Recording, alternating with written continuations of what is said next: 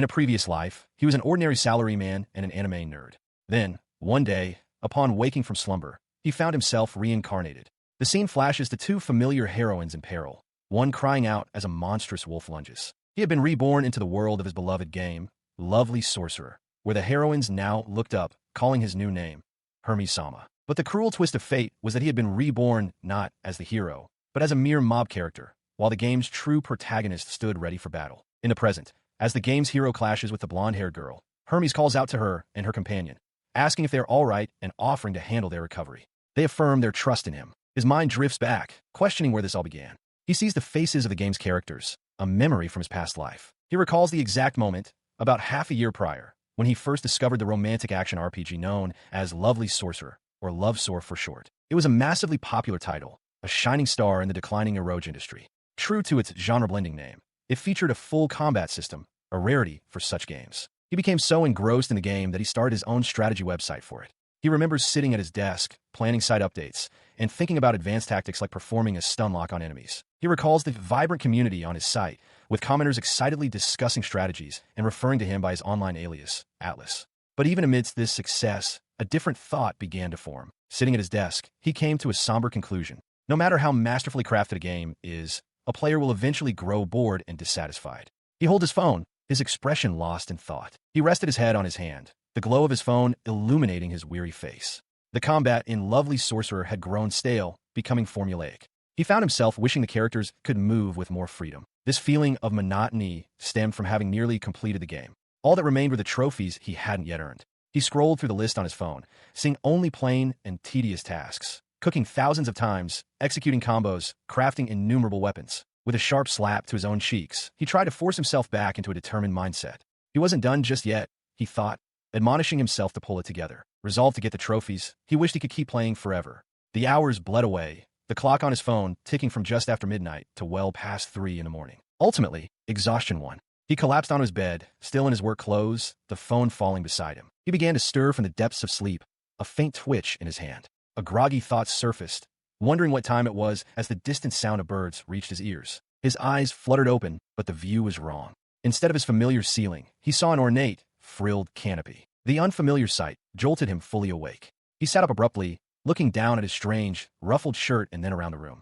His own room was certainly not this bougie. Scrambling out of the lavish bed, his mind raced. He remembered going to sleep after gaming. Where was he? Had he somehow traveled overseas? He stood in the middle of the opulent room, taking in the antique furniture. A dreadful possibility began to dawn on him. Could he have been kidnapped? He resolves to go outside to find out where he is, rattling the handle of the large, ornate double doors in a desperate attempt to open them. The doors swing open to reveal a young maid, who looks at him with surprise. She addresses him as Hermes-sama, asking why he is standing there. A moment of confusion passes before she recognizes him, her expression shifting to one of shock and disbelief. Tears welling in her eyes, she identifies herself as Fran. She tells him that up until yesterday, he had been calling out to her normally, adding to her confusion. Her distress grows as she notes his formal tone, asking if he truly doesn't remember her. She explains that he was in a carriage accident the previous week, though he had seemed fine until now. As he listens, Hermes internally reasons that she doesn't seem like a kidnapper. There would be no reason for a maid to be involved. Fran bursts into tears, concluding that he must have lost his memories. She then reveals his true identity. He is Hermes von Lunicelia, the Duke's son and the next in line of the family. The revelation stuns him. As he tries to process this, a sharp pain lances through his head. He stumbles, clutching his temples as Fran cries out in alarm, asking if he's all right. He staggers toward a large mirror and stares, captivated by his own reflection.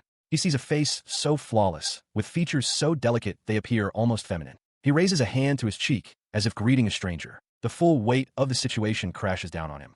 His eyes widen in panic as he wonders if he has somehow become this incredibly good-looking person. A chaotic flood of images flashes through his mind. The carriage accident, Fran's worried face, and scenes from a fantasy world. Clutching his head, he begins to make sense of the visions. He realizes they are memories, but they belong to this good-looking Hermes guy. A crucial detail clicks into place. The setting is the Triceratops Kingdom. The memory sharpens, focusing on a document for a Lovely Sorcerer community event in the Triceratops Kingdom. He recognizes it instantly from the game he obsessively played. A person like him, who tracked everything, wouldn't be mistaken about this. He touches his new face, a look of wide-eyed shock spreading across his features as the full weight of his situation begins to dawn on him. The implication hangs in the air. He has been reincarnated into the world of Lovely Sorcerer. The sprawling, fantastical cityscape, complete with winged creatures soaring through the sky, confirms his impossible new reality. He throws his arms out in a theatrical flourish, unable to contain his disbelief. He exclaims that he can't believe he's been reincarnated into his beloved game, wondering aloud how such a light novel-like plot could have possibly happened to him. The initial excitement gives way to a more somber reflection as he lies back down. He sighs, recalling his previous life as an overworked office worker, and speculates that his death might have been the cause. He wonders if this could be considered the grace of a god from another world. He examines his reflection in the mirror, concluding that he has likely been reborn as a minor background character. The name Fran had told him, Hermes von Lunicelia, still feels foreign, belonging to someone he doesn't recognize. As Fran calls out to him, he turns from the mirror with a sense of resignation. He reasons that he won't find an answer by dwelling on it, and that he has no choice but to accept the situation as it is. He offers an apology to Fran, but his strange behavior earns him a suspicious look. He internally panics, realizing he must seem incredibly sketchy. Fran, her expression filled with concern, asks if his head is still all right. In a desperate attempt to cover his tracks, he laughs awkwardly and claims his memory had a momentary lapse but has now returned. His excuse only seems to alarm Fran further, who reacts with shock at the mention of a memory lapse. Fran, however, takes his explanation seriously. She reminds him that it has only been a week since his accident, so lingering after effects are to be expected. Hermes realizes this provides a plausible explanation for his odd behavior, and is inwardly stunned that she so readily accepted his flimsy excuse. He observes Fran's tearful relief and decides there is no point in arguing with her. Her easy acceptance of his story, he realizes, is a significant advantage for him. Capitalizing on this, he turns to Fran, apologizing for making her worry and assuring her that he is fine now. Internally, he celebrates having secured a convenient excuse for any future oddities. His relief is cut short, however, as Fran eyes him with suspicion, remarking that he seems to be acting differently than usual. Her observation sends him into a brief panic as he tries to recall how the original Hermes would act. He quickly adopts a dramatic pose, clearing his throat before declaring that he is the same as always. With a theatrical flourish, he requests to be left alone now that his memory has returned, though he internally cringes, wondering if he is coming across as a teenager with grandiose delusions. To his astonishment, Fran accepts his odd performance without question. She simply bows, expressing her relief that he has returned to normal. He is taken aback by how easily she was convinced. Having accepted his explanation, she informs him that the master is waiting for him in the dining room and that he should join them after changing his clothes. As he acknowledges her instructions, she turns and departs from the bedroom. The moment the door closes behind her, he lets out an audible sigh of relief, the tension draining from his posture. His relief quickly gives way to overwhelming embarrassment. He throws himself face first onto the bed, kicking his feet as the memory of his cringeworthy performance washes over him. Still blushing from the mortification, he sits up and reflects on his predicament. He is certain he has been reborn into the world of the game, Lovely Sorcerer, yet he is an unknown character named Hermes von Lunicelia. He realizes his first major act was to behave like a deluded teenager. He laments for a moment that he is not the main character of the story.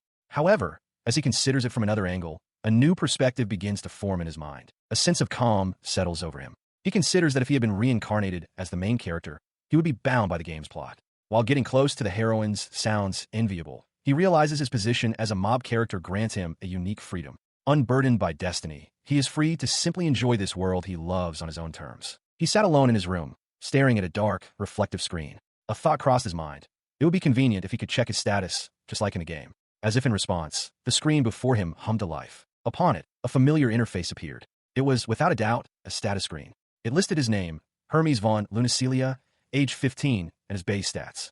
He recognized the format instantly from his time playing the game. He wondered why a status screen would even appear for a mob character like himself. He considered that it might be a special bonus for being reincarnated, a common trope, or perhaps he was the only one in this world who could view such a thing. His eyes scanned the details further. He had an aptitude for all magic attributes: fire, water, air, earth, holy, and dark. This was strange, as the established setting of the world was that each person possessed only a single attribute. Still, he reasoned it was a lucky break, something he could use to plan his future. A realization dawned on him. The game's main character, Atlas, had been able to rise to prominence in the Magic Academy's story precisely because he possessed an aptitude for all attributes. Since his own proficiency was listed as 10 instead of 0, it meant he, too, could use magic. The implication was staggering. He might have the same specifications as the main character. He took a deep breath, telling himself to calm down. With trembling hands, he decided there was only one way to be sure. He had to try casting a spell. He held his hands out, focusing his intent. He invoked the name of a novice-level wind spell, Whirlwind. A small orb of light began to coalesce between his palms. In an instant, the small light erupted into a violent, uncontrolled gale. The force of the wind was immense, far exceeding what a novice spell should produce. The blast tore through his room, sending papers and objects flying in a chaotic vortex. He stood amidst the wreckage, a wide, gleeful smile spreading across his face. This was real magic. Looking down at his hands, which still tingled with residual power, he felt a surge of pure joy. He had done it. He could use magic. He could feel it, a warm sensation flowing through his body. This had to be manhwa.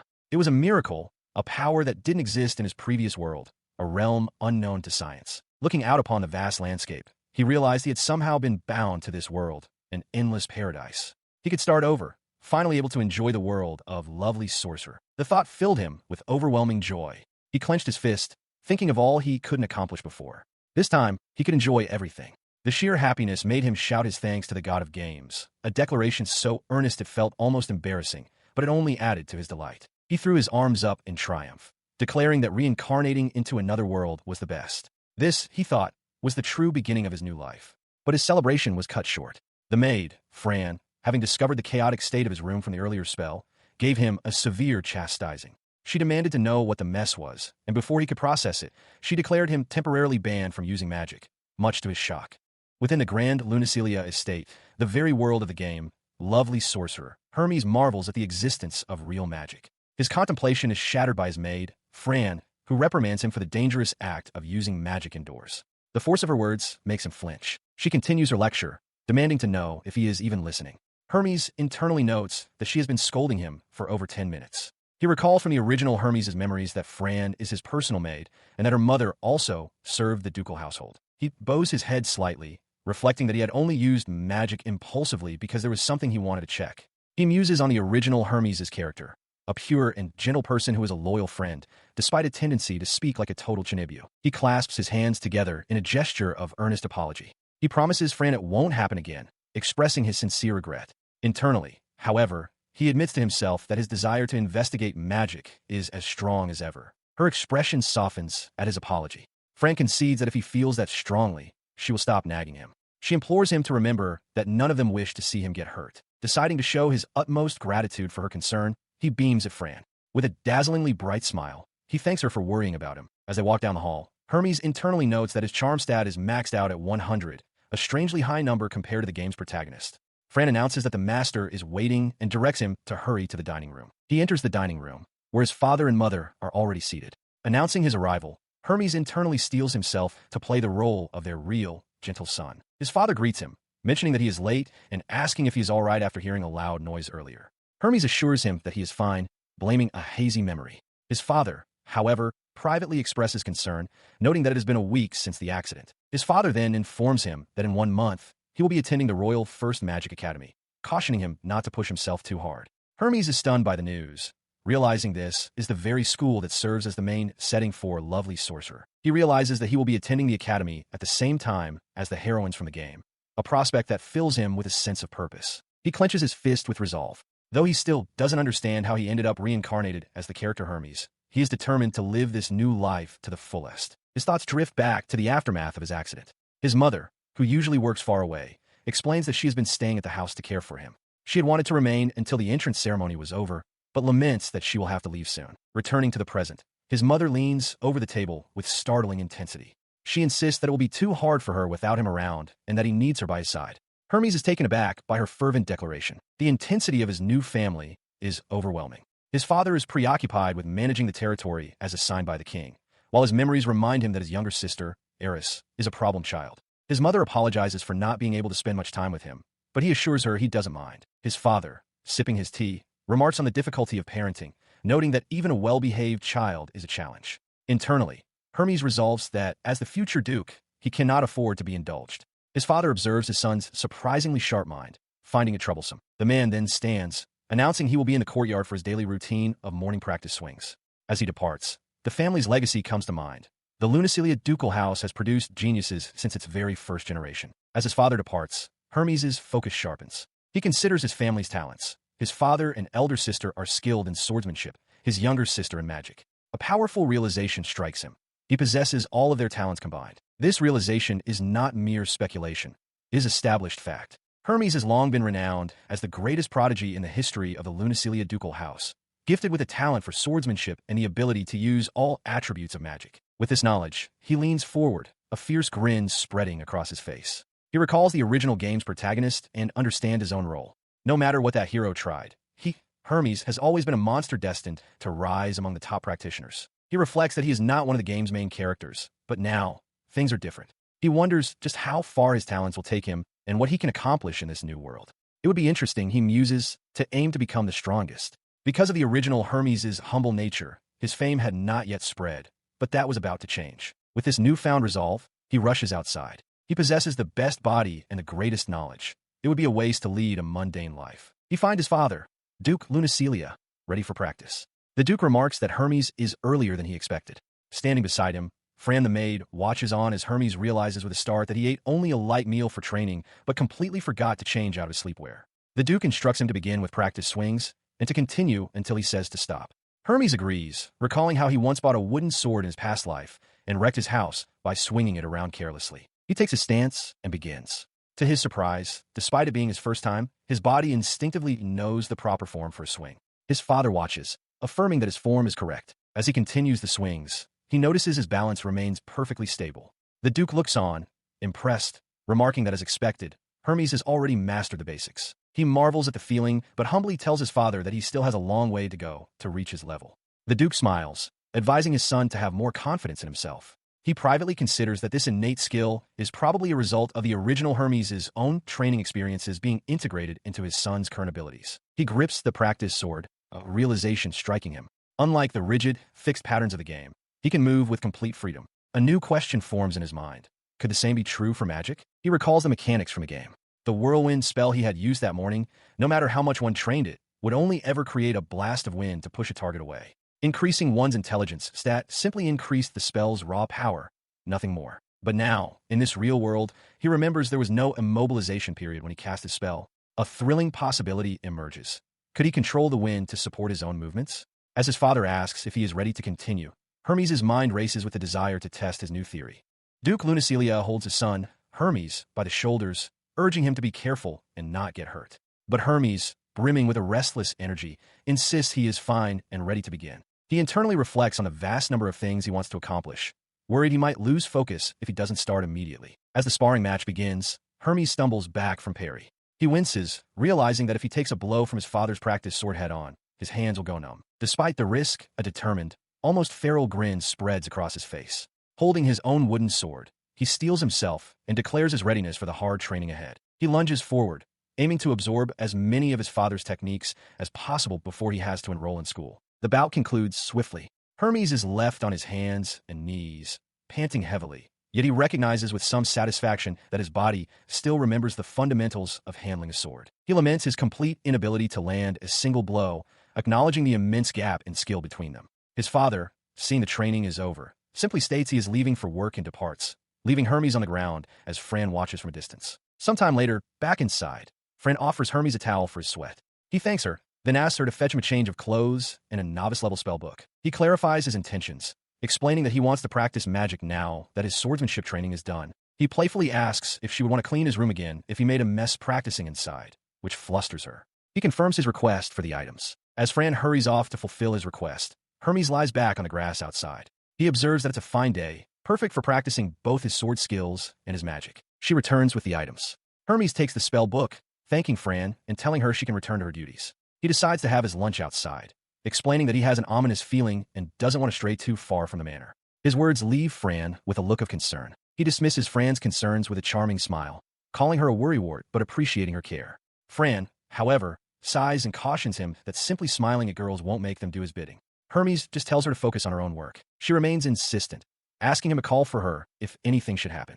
After a slight cough, Hermes agrees. With that, he declares it's time to end his performance and begin his magic practice, noting with excitement that he has the courtyard all to himself. He opens the grimoire, a small smile playing on his lips. He finds the contents fascinating, realizing with satisfaction that he can now read the magical texts that were inaccessible to him in his previous life as a game player. The book explains the fundamental principles of magic.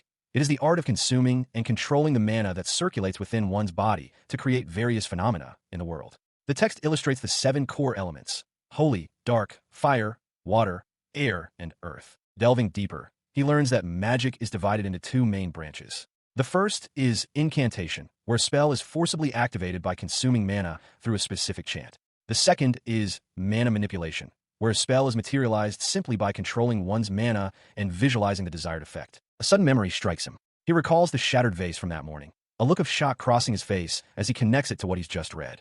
He realizes that the spell used must have been an incantation, and now he understands its drawback. The power of such spells cannot be adjusted. The grimoire confirms his theory, explaining that with incantation magic, both the mana consumption and the resulting damage are fixed based on a specific chant. A novice spell might cost 10 mana for a set amount of damage, while an intermediate one costs 30 for a proportionally higher, but still fixed, output. In contrast, mana manipulation offers far greater flexibility. By controlling the amount of mana consumed, anywhere from single point to 100, the user can finally adjust the spell's damage. This branch of magic has no rigid classifications like novice or intermediate. The implications of this become clear to him as he continues to read. Mana manipulation not only offers control over power, but also allows a user to expand a spell's range and enhance its effects. With firm resolve, he decides that he must master mana manipulation, no matter the cost. Having studied for a while, he stands and decides to put theory into practice. He begins by attempting to circulate the mana within his body, imagining it gathering in his hand as if it were his own blood. To his astonishment, a wisp of energy forms above his palm. It worked perfectly, feeling as natural as a sponge absorbing water. He can't help but marvel at his own incredible talent for magic. He marveled at his success, having successfully imagined water into existence. He then tested his control, first commanding the mana to increase, causing the water to swell, and then to decrease, making it recede in his hand. He found the experience exhilarating, realizing that magic's flexibility made it far more fun than swordsmanship. It felt like a water performance, but one where he could directly adjust the spell's power at will. His practice continued until dusk, only ending when Fran came out to check on him. She called out, reminding Hermi-sama that it was getting dark and he needed to stop. With about a month remaining until his enrollment in the Royal First Magic Academy, he established a rigorous training schedule. His mornings were spent under his father's swordsmanship instruction, while his afternoons were devoted to magic. Thanks to this dedication, he managed to master the 5 magic attributes other than dark in just 2 weeks. During his swordsmanship training, he finally felt he had gained a bare minimum of combat ability. His father noted that his progress was remarkably fast. In his magic practice, he observed that his mana consumption was low and its activation was still limited to the palm of his hand. A few days later, with only 1 week left until the Magic Academy's entrance ceremony, he lay on the grass, contemplating the future. He realized that it was almost time for the game's main plot to finally begin. He rose to his feet with a new resolve. Considering the possibility of being caught up in incidents in the future, he knew this was his only chance to prepare before his dorm life began. He decided to head to a dungeon to level up, making a plan to sneak out of the house and keep it a secret from his father. Dressed in a formal tunic with a capelet, Hermes examines a sword borrowed from his father's knights, deeming it adequate for his purpose. He then tests his new inventory skill, making the sword vanish. Back in his casual clothes, he reflects on how he gained access to the ability simply by muttering about it. He is shocked to find that the inventory is large enough to hold all the furniture in his room, leaving it completely bare. He continues his experiments, retrieving a cup of tea he had stored. To his delight, it's still hot after several days. This confirms his suspicion that time does not pass within the inventory. He muses that this time suspension property will surely be useful. However, when he attempts to channel magic into the inventory, it passes straight through, revealing the space cannot store magical energy. Fran enters, expressing concern and asking if his head is bothering him again, as it appears to her that he is staring at nothing. Hermes realizes with a jolt that no one else can interact with his inventory. He explains to a bewildered Fran that he stored a month's worth of food, just in case. He then announces his intention to visit an intermediate dungeon near the capital known as the Halls of Lament. A glance at the clock tells him it's the right time to leave, as the grounds will be clear of servants. With a determined cry, he dashes out of the manor. A short walk from the capital's western gate, he arrives at the dungeon's entrance. It is a cave, exactly as he remembers from the game. He recalls that while many dungeons begin this way, their internal structures are unique and unpredictable. Upon entering, the mundane cave gives way to an astonishing sight. A massive, traditional Japanese-style mansion standing ominously in the subterranean darkness. He pauses, admitting to himself that seeing the horrific setting in person is unsettling. Despite his aversion to horror, he steels his nerves, convinced he can manage what lies ahead. Inside the mansion's eerie, lantern-lit halls, he bolsters his own courage. He reminds himself that this is just a dungeon in another world, and with his sword and magic, he is well-equipped to handle any threat. He proceeds cautiously. He navigates the complex interior with confidence, certain he won't get lost. His knowledge from his past life gives him a complete map of the dungeon, which has been bizarrely expanded by this world's magic. This foreknowledge allows him to know where monsters are located, letting him avoid pointless battles. He peers around a corner, having reached his objective. He whispers for himself to be quiet as he spots his quarry. Armored skeletons wielding katanas. He has found them. He observed the skeletons from a safe distance. He knew that among the undead, they were relatively weak, but at his current level of 1, a direct confrontation would be suicidal. He noticed their patrol routes were fixed and did not overlap, creating safe paths. Realizing there were things he could only accomplish here, he decided to watch their timing and make his move. Stepping into the corridor, he taunted a lone skeleton, challenging it to chase him. The creature turned with a clatter of bones and took the bait. He led the growing mob of skeletons up a long flight of stairs. He recalled that holy and fire attributes were most effective against the undead, and holy magic should work particularly well on skeletons. With the monsters bottlenecked on the stairs, his stunlock trap was set. As he prepared his spell, he considered the enemy's traits. Skeletons resisted striking attacks, but were vulnerable to piercing and slashing.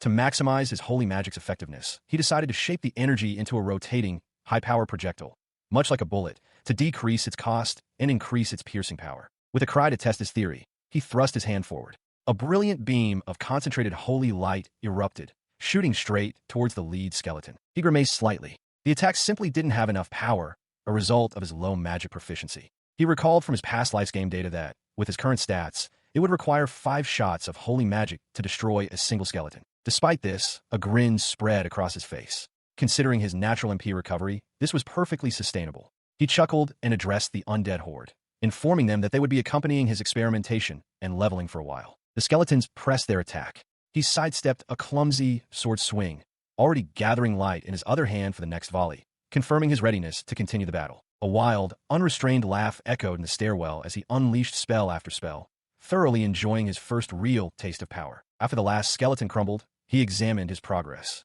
A status screen materialized before him, showing he had reached level 6. He noted with satisfaction that his level, along with his magic and swordsman proficiencies, had gone up quite a bit. He reflects on the fact that this world is brimming with danger, and that his father cannot complain about him getting stronger. After all, the eldest daughter of the Lunacilia house is a hardcore fighter herself. Checking his pocket watch, he realizes he must start heading home, lest his absence cause an uproar. With that thought, he turns back towards home, laughing to himself as he realizes he has actually grown accustomed to the dungeon's horrifying ambience. He walks on, contemplating that he still needs a good excuse to slip out of the house for these excursions. For the next few days, he maintains a fulfilling routine, using various excuses to continue his dungeon explorations and magic research.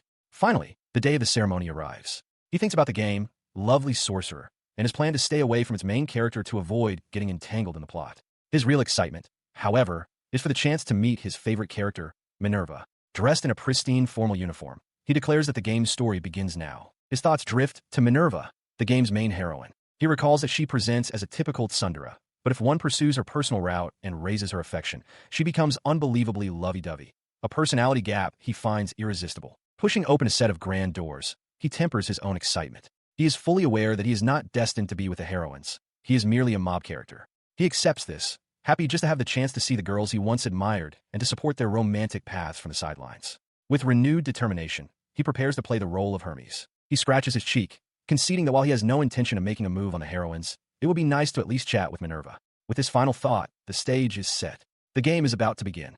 A horse-drawn carriage arrives at its destination, marking the beginning of the main story of the action RPG, Lovely Sorcerer. Inside, Hermes von Lunacilia, now 15, sits in a new uniform, on his way to the entrance ceremony of the Royal First Magic Academy. He muses that being enrolled alongside the game's main characters feels blatantly like the hand of fate. As the carriage moves at a crawl, he wonders if it's any faster than walking, but the coachman insists his safety comes first. Despite his internal monologue, Hermes is happy to be involved in the story he knows so well. He resigns himself to the fact that a peaceful life is no longer possible.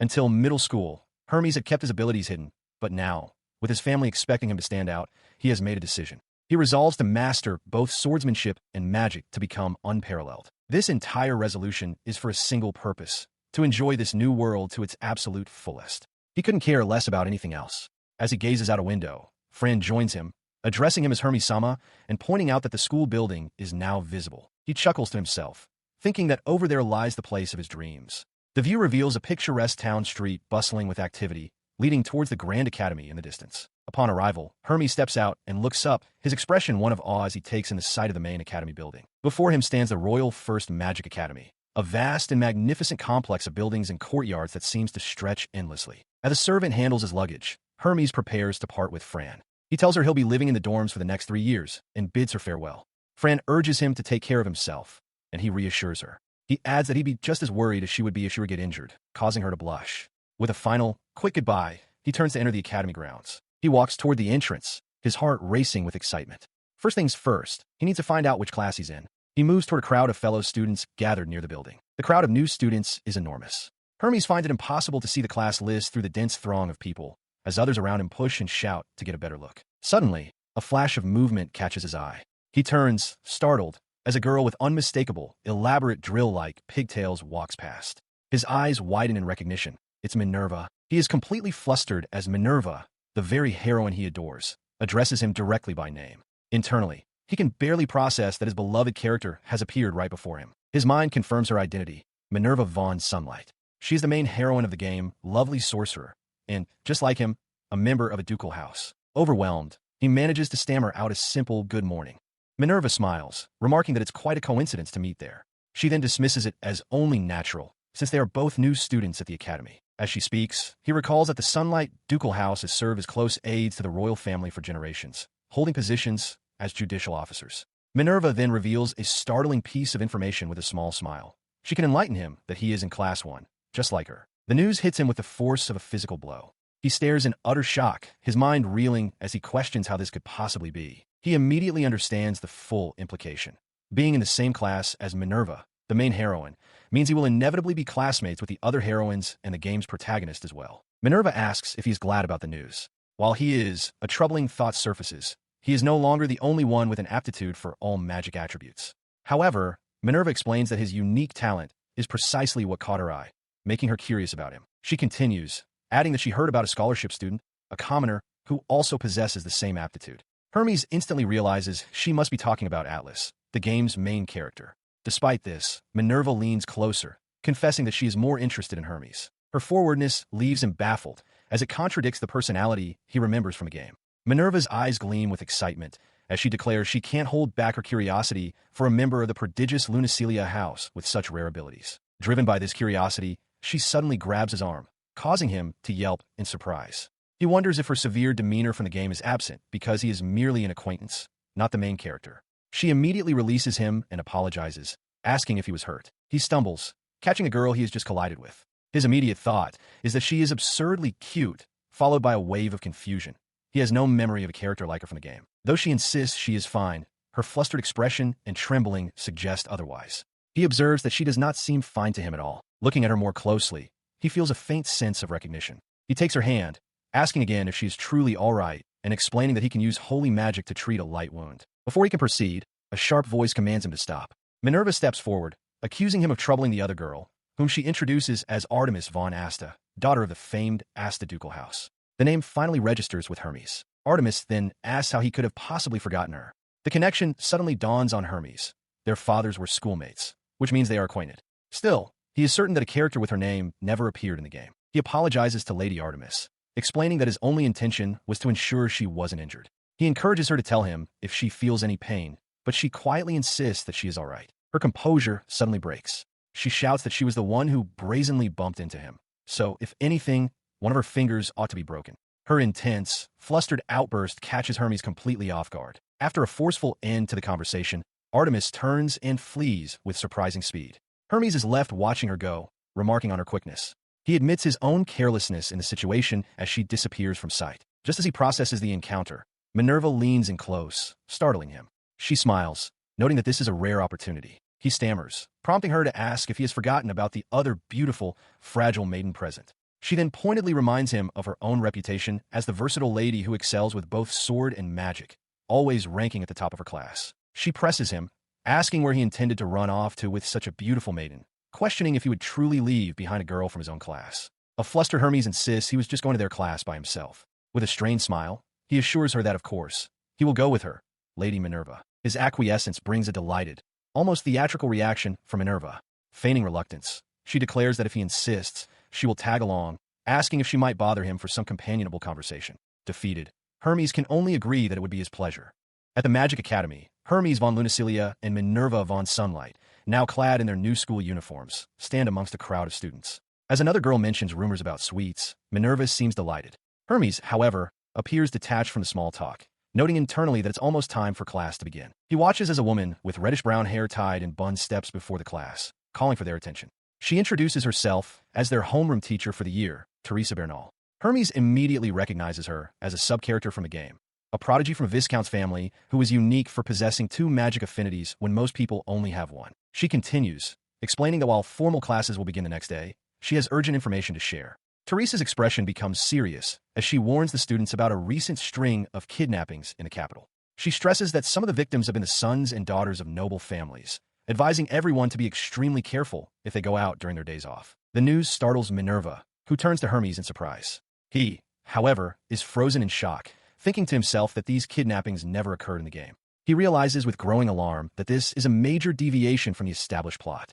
The incidents are indiscriminate, targeting nobles and orphans alike, a dark turn of events that shouldn't be happening this early, before the main story routes of the heroines even begin. He continues to ponder the gravity of the situation. This strange case feels like an anomaly, and he questions if his very presence, his reincarnation into this world, is the cause. He worries that in the worst-case scenario, he might be forced to act in place of the game's protagonist and heroine to steer the main story back onto its proper course. Soon after, the entrance ceremony concludes without the expected long-winded speech from the principal. As the students disperse, Hermes remains deeply unsettled. He resolves to gather more information, unable to shake the ominous feeling that he is about to be dragged into this dangerous affair. Driven by this premonition, he spots Mrs. Teresa and quickly approaches her. He calls out to her, asking directly if there are any available details about the description of the culprits involved in the kidnapping case. She turns to him, acknowledging him as Hermes Kun. She confirms what little information the guards have gathered. The group seems to be composed of ordinary thugs, but they are led by a swordsman who is noted to be rather skilled. As he processes this new detail, Teresa remarks on how dreadful it would be if the situation in the capital worsens. Hermes internally searches his game knowledge for any group matching that description, but finds nothing. His thoughts then pivot to a powerful figure from the game. Wondering if the legendary master swordsman, Grail von Winter, were in the capital, things might be different. His thoughts delve deeper into the lore of Grail von Winter. He recalls that Grail is not only the commander of the kingdom's Knight Order and holder of the title the Strongest, but also the biological father of one of the game's heroines, Freya von Winter. In Freya's story route, Grail was a dependable helper character, a man whose skill was so immense he could single-handedly defeat a level 60 enemy. He listens as his teacher, Teresa, thanks him for the information but warns him to be careful, especially when going out at night. She explains that it will be some time before the master swordsman returns, as he is currently deep within a dungeon. Sometime later, inside the grand, bustling academy library, Hermes feels a surge of excitement, surrounded by the promise of new discoveries. His search leads him to a specific tome. He opens it, his eyes widening as he realizes he's found a genuine intermediate spellbook, its pages filled with examples of mana manipulation and control. He pores over the text, his mind racing with new ideas and possibilities. His enthusiasm is quickly dashed, however, by the rule that spellbooks cannot be checked out. Resigned, he concludes that he must keep returning to the library to master these spells. He also resolves to improve his academic standing and practice basic mana manipulation, knowing the Common Routes exam is only a month away. The next morning, he stretches with a wide yawn. Classes begin for real today. He internally admits he isn't very interested in the morning's general studies, but looks forward to the practical sword and magic training scheduled for the afternoon. As he gets ready, Fran enters with a cheerful morning greeting, asking if he slept well. He conjures a small flame in his hand, eager to review his spells and excited by the chance to see what his classmates can do. He muses that being able to use magic freely is far more exciting than swordsmanship. When he asks Fran if she made his breakfast, she explains it was prepared by the academy's chef, as she now resides in the servant dorms. He jokes that he'd prefer her cooking and considers that he should avoid practicing magic in his room, since she visits often. Just before class, Minerva expresses her own anticipation, noting that their studies will now go beyond the general education of middle school. Hermes tells her he has high hopes for her spellcasting. She responds humbly, promising to do her best, while he internally recalls her reputation as a top-tier fire mage and one of the best 3-sword users in their grade. He smiles, vowing to achieve results that won't let her down. Minerva meets his confidence, stating she has similar expectations for him and looks forward to witnessing his talents. As they share this moment of mutual challenge, the bell chimes, signaling that class is about to begin. He found the morning's general education classes to be much like the middle school curriculum of his former world, though with the occasional, fascinating tidbit about blacksmithing or magic. The current lesson, World History, delved into a topic straight from the game, Lovely Sorcerer.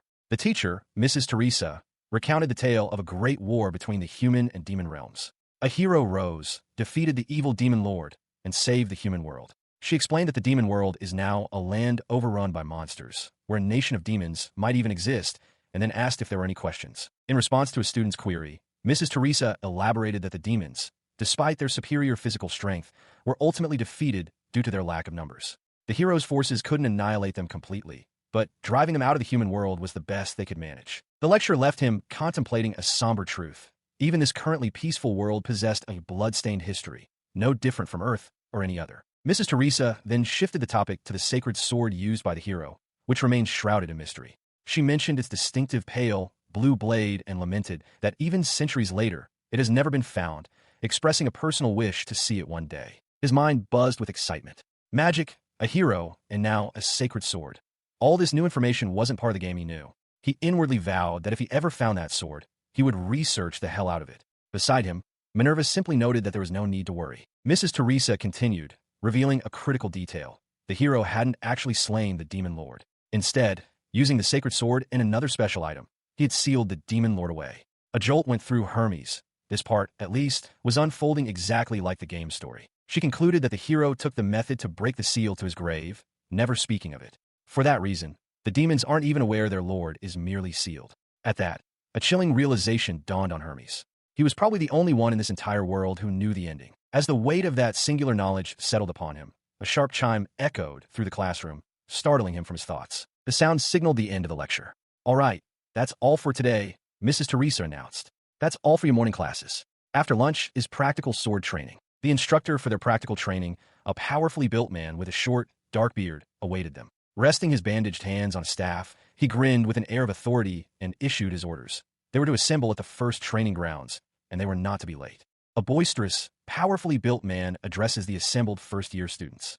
He introduces himself as Simon Gatiss, a knight and their combat teacher, welcoming them to the first training grounds. He bellows that high school combat takes a more practical approach, so they should prepare themselves. Standing in the crowd, Hermes von Lunicilia internally remarks on the instructor's sheer volume. Following his command, the students begin practice swings with their greatswords. After a moment, Simon Gatiss calls an end to the drills, announcing that they will not waste time and will proceed directly to mock battles. He instructs everyone to pair up, causing Hermes to react with surprise. The instructor's gaze settles on a student with long, light hair, and he murmurs his approval, noting their talent. At the same time, Hermes feels a distinct sensation of being watched. His unease is confirmed as other students point out that he is the extra person left without a partner. They inform him he'll have to pair up with the teacher. Hermes is horrified. He knows he isn't good at pairing up with others and desperately wants to avoid this outcome. Just then, Minerva von Sunlight approaches and asks if he would be willing to cross blades with her. Hermes is stunned. Internally, he is overjoyed, seeing this as the perfect escape. He recognizes the moment as a key event from the game, an invitation from his favorite heroine, signaling the start of a romance arc. As he reels from the offer, he overhears other students wondering what the game's main character, Atlas, is doing. Hermes glances over to see Atlas casually chatting with a minor classmate, completely ignoring the unfolding scene. The deviation from the story he knows confuses him. Noticing his distraction, Minerva asks if something is wrong. He quickly assures her it's nothing. Flustered by her close proximity, Hermes tells Minerva that he is the one who should feel honored to face her. She agrees, stating she looks forward to their match. With their formal exchange complete, the two take their stances in the center of the training floor. As other pairs begin sparring around them, Hermes and Minerva ready their greatswords. He gives the call to begin. The instant the duel starts, Minerva lunges with shocking speed and aggression. Her blade crashes against his, the impact sending a jolt through him. He is immediately put on the defensive, parrying a flurry of powerful strikes, his face a mask of disbelief. Her assault is relentless. She blindly aims for his neck, forcing him to stumble backward to evade the savage blow. A chilling thought crosses his mind. For the daughter of a judicial officer, her swordsmanship is brutally savage. He sidesteps the potentially fatal blow, his own training sword rising to meet Minerva's. With a sharp pivot, he perfectly mirrors her aggressive stance, a decision that catches her completely by surprise as he prepares to mimic her technique. As their blades lock, Minerva internally questions if this is some kind of joke, recognizing the sword technique as one she hasn't yet learned herself. Hermes, however, remains focused, anticipating her next move, a low strike aimed at his legs, and refusing to be underestimated. He deflects her low attack with force, their wooden swords clashing with a resounding crack that echoes through the training hall. The impact of his block throws her off balance. In an instant, the tables have turned, and Minerva finds herself struggling to defend against his sudden counterpress. Her arm trembles from the exertion, her eyes wide with disbelief. She recognizes the sequence of attacks he just used. They were her own moves. A confident grin spreads across his face as he realizes the extent of his abilities. He possesses what can only be described as cheat-level specs. He understands that if he can just cross blades with Minerva a few more times, he can master her techniques. He analyzes his own mimicry, noting his thrusts are still too gentle, and eagerly invites another exchange. Minerva, however, is trembling not from exertion, but from pure shock. She cannot comprehend how he could steal her technique after only a single exchange of blows. With a nervous laugh, she admits to herself that she knew he was a genius. Her admiration quickly turns to fierce resolve. She declares that she will defeat him before he can learn anything else from her and lunges forward once more, determined to end the match. The final clash ends abruptly as Minerva's training sword clatters to the floor. She concedes defeat, stating she can no longer swing her weapon. Hermes lets out a quiet sigh of relief as the surrounding students buzz with awe at the amazing exchange they just witnessed. He touches his forehead, reflecting on the duel. He knows that stealing an opponent's technique during combat is an incredibly dangerous feat, but he concludes, simply out of the ordinary. He laughed, filled with a sense of triumph. He reflected on Minerva's sword techniques, which excelled at controlling distance, and realized that by refining this stolen skill, he would become even stronger. The feeling was exhilarating. This feeling was unparalleled. He clenched his fists, energized by the thought of absorbing new experiences and using them to forge entirely new possibilities for himself. While he celebrated, Minerva grappled with her frustration. She knew that even if they fought again, the sheer difference in their physical abilities would likely grant him victory. Though their instructor and even Hermes offered praise for her good work, his simple words only deepened her vexation. Seeing her distress, he felt an urge to console her. He reasoned that being defeated simply meant she wasn't the only special person around and that it shouldn't stop her. A moment of panic struck him as he realized his true, caring personality was slipping past his intended mob character facade. He approached her, explaining that she was still growing and that he himself had yet to master her techniques. He offered a hand, suggesting they become stronger together and declaring that the truly strong are those who never give up. His words reached her. Blushing, Minerva asked if he would truly stay with her until the end.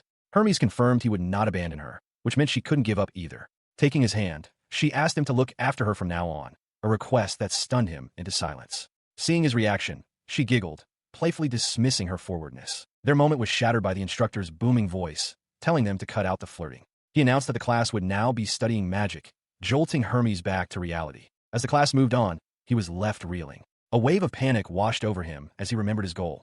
He was supposed to be a mob character. He wasn't supposed to befriend one of the game's main heroines. The magic instructor, Teresa Bernal, began the lesson. She explained that they would start with the basics of manipulating mana, as jumping straight into magical combat was too dangerous. She then gave a demonstration, her control over the fiery energy appearing completely effortless to the impressed students. He considered the task. He knew from self-training that the more mana one possessed, the harder it was to control. The instructor then directed the class to imagine a miniature tornado and shape their mana accordingly. Following her words, Hermes focused, and a small vortex of energy began to swirl in his palm. He marveled at the small vortex of wind magic swirling in his palm, a testament to the boundless possibilities he now possessed. The power felt tangible, and with a grin, he acknowledged its punch, his desire to explore its limits growing stronger. His curiosity was insatiable. He recalled his old technique from middle school, not quite magic, but a way to protect his hands with a coating of mana, and wondered what kind of damage the vortex would inflict if he simply let it collapse against his bare skin. Deciding to test this, he dismissed the defensive mana from his hand, aiming to be inconspicuous. The moment the raw magical energy made contact with his palm, it dissipated with a sharp sting. The sensation was surprisingly painful. Muttering about the sting, he quickly channeled a bit of holy magic, and a soft glow enveloped his hand, healing the minor irritation. He judged the result to be adequate. Undeterred, his mind raced with new ideas. He resolved to keep trying things out, wondering if he could use air magic to take flight. With a burst of energy, he launched himself into the air. A moment later, a critical oversight struck him.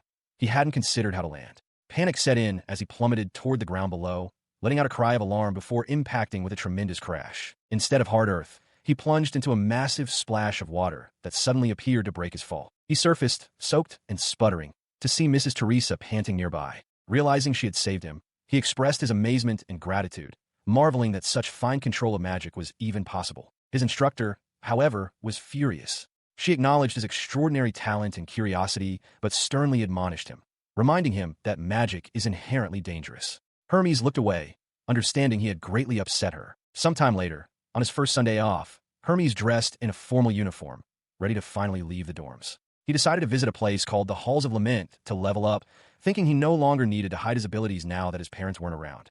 Just as he was about to depart, Fran appeared, startling him by asking where he was going. Dressed in a formal dark uniform, Hermes von Lunacelia announces his desire to visit the dungeon. His maid, Fran, immediately stops him, demanding to know where he is going. Hermes sighs, lamenting that with the current situation, he can't even go outside on his day off for some time to himself. She reminds him of how unsafe the royal capital has become, warning that he could be kidnapped. Unconcerned, Hermes insists he would just defeat any attackers and asks if he can at least go to town. When Fran refuses, he triumphantly produces a document, declaring he has permission and that she shouldn't worry. He turns and walks away, leaving a stunned Fran to mutter that she can't even relax on her day off. Her expression hardens with resolve as she declares that she will accompany Hermes Sama wherever he goes. Hearing her, he turns back with a gentle expression, placing a hand on her shoulder. He thanks her for her concern, saying he is genuinely touched. Flustered by the gesture and his proximity, Fran can only stammer his name. Having successfully slipped away, Hermes joyfully exclaims that it's dungeon time. It has been a week since he last leveled up in the Corridor of Lament. As he runs off, passing the hero Atlas, he thinks to himself that there is no way Fran can catch up to him now. He arrives at an imposing, traditional-style building that serves as the dungeon's entrance. A small, confident laugh escapes him as he notes that he has grown accustomed to its creepy atmosphere. He pushes open the heavy wooden doors, trying to convince himself that it isn't scary at all. His words catch in his throat as he spots someone already inside, his eyes widening in surprise. Inside the dimly lit room stands a startled Artemis von Asta, clutching a large, round object. She stammers his name in disbelief. Equally taken aback, Hermes demands to know what she is doing there, to which she retorts that the question is hers to ask. He looks at her intently and asks if she is also there to level up. The term seems to confuse Artemis, who questions what he means. He quickly backpedals, apologizing for his choice of words. He rephrases the question, asking if she came to the dungeon to train and get stronger. Artemis looks down, slightly embarrassed, before letting out a small sound of confirmation. He asked what she meant by her earlier statement. Flustered, Artemis waved her hands dismissively, insisting that it was not what he thought. Her demeanor then shifted to one of quiet resolve. She confessed that she was actually there in search of her father, revealing him to be a well-known adventurer. As she spoke, Hermes recalled hearing about Count Astor, the adventurer whose frequent disappearances were often dismissed by others. But this time was different. Rumors claimed he had been missing for a month, prompting his daughter to venture into the dungeon herself to find him. The situation's gravity became clear. Artemis recalled her mother strictly forbidding this search, while Hermes, realizing she was unaccustomed to such places, felt he couldn't simply allow a girl to enter the monster-filled dungeon alone. He urged her to turn back immediately. Artemis stood her ground, refusing to leave. She quickly presented a piece of paper, explaining that it was her father's notes and a clue that he might be somewhere within this very corridor. He took the note and read the handwritten words. It was a list of names: Hero's Necklace, Lament Obsidian, Corridor of Lament, Moonlight Blade, and Legend of the Hero. He immediately recognized some of them from the game's lore materials. The names triggered a memory of a recent lecture. His instructor, Teresa Bernal, had been teaching the class about the old tale, Legend of the Hero, and had specifically mentioned the Hero's Necklace, Lament Obsidian, and the Moonlight Blade as part of that story. Back in the present, Hermes connected the pieces. Artemis confirmed she was hoping to find her father here, fully aware of the risks. He pointed out that while these items were supposedly effective against monsters, he wondered if they had ever actually appeared in the world. Artemis explained that the Corridor of Lament was the one name on the list she could confirm, which is why she had come. He looked at her, seeing her unshakable determination. He acknowledged her resolve, but reiterated the danger, warning that if anything happened to her, both her family and his would be devastated. Despite this, he stated his desire to respect her decision not to give up. Suddenly, a solution formed in his mind. With a confident smile, he declared that he would protect her while she searched for her father. He offered his help, leaving Artemis completely taken aback by the proposal. He responds to her confusion by explaining his desire to help, to meet Count Astor, and to understand the meaning behind the paper she carries. He adds another reason. His own father was in the same academy year as the Count, and he wishes to ease his father's worries. His explanation culminates in a solemn, sparkling vow, as he swears to protect her with his life. Artemis can only manage a stammered, flustered reply. As he turns away, he muses to himself that this outcome was to be expected. Blushing and looking away, Artemis formally accepts his protection, placing herself in his care. Sometime later, deep within a dungeon, he puts his skills on display, cutting down monsters with ease. He exclaims that he's leveling up and internally notes that his training with Minerva at the academy is proving highly effective, with Artemis tagging along behind him. He moves with a fluid grace, realizing that his body has already adapted to Minerva's fighting form and movements as he dodges and strikes down another creature. With the battle finished, a summary of his status appears. Now at level 12, his strength, vitality, agility, and intellect are all a balanced 43, while his charm remains at a remarkable 100. As he sheathes his sword, Artemis stares in wide-eyed wonder, impressed by how easily he dispatched the monster. Her awe turns to confusion as she asks what a level is. Hermes is taken aback, questioning how she doesn't know. He explains that the monsters in this area are weak for his current level, then freezes, realizing that her ignorance means she had no idea of the true danger. It was a trap. Looking at the defeated creatures, he decides it's fine and that he should explain the concept of levels to her. A chastened Artemis can only apologize. He begins to explain that a level is a measure of strength, which is why he can beat the weaker enemies here so easily. Mid-sentence, he warns her to duck from an unseen threat, then softens his tone, adding that for her, just being able to fight monsters at all is impressive. She meekly agrees. He listens as Artemis explains her predicament. She confesses that despite having adventurer's blood from her father, Count Astor, she isn't physically weak, but simply freezes in fear when facing monsters. She calls it ridiculous, but Hermes tells her not to say that. He reflects that he has been treating this like a game, but it's unreasonable to expect someone not to fear creatures actively trying to kill them. As they continue walking down the corridor, he offers her encouragement. He states that talent or family status doesn't matter. Since no two people are alike, she must walk her own path because it is her life. Internally, Hermes briefly wonders if that is what parents truly wish for their children's future. Reaching a set of stairs, he adds a promise of protection, telling her that if anyone starts talking nonsense to her, she should just tell him, and he will take them down for her. They finally arrive before a large, ornate set of double doors.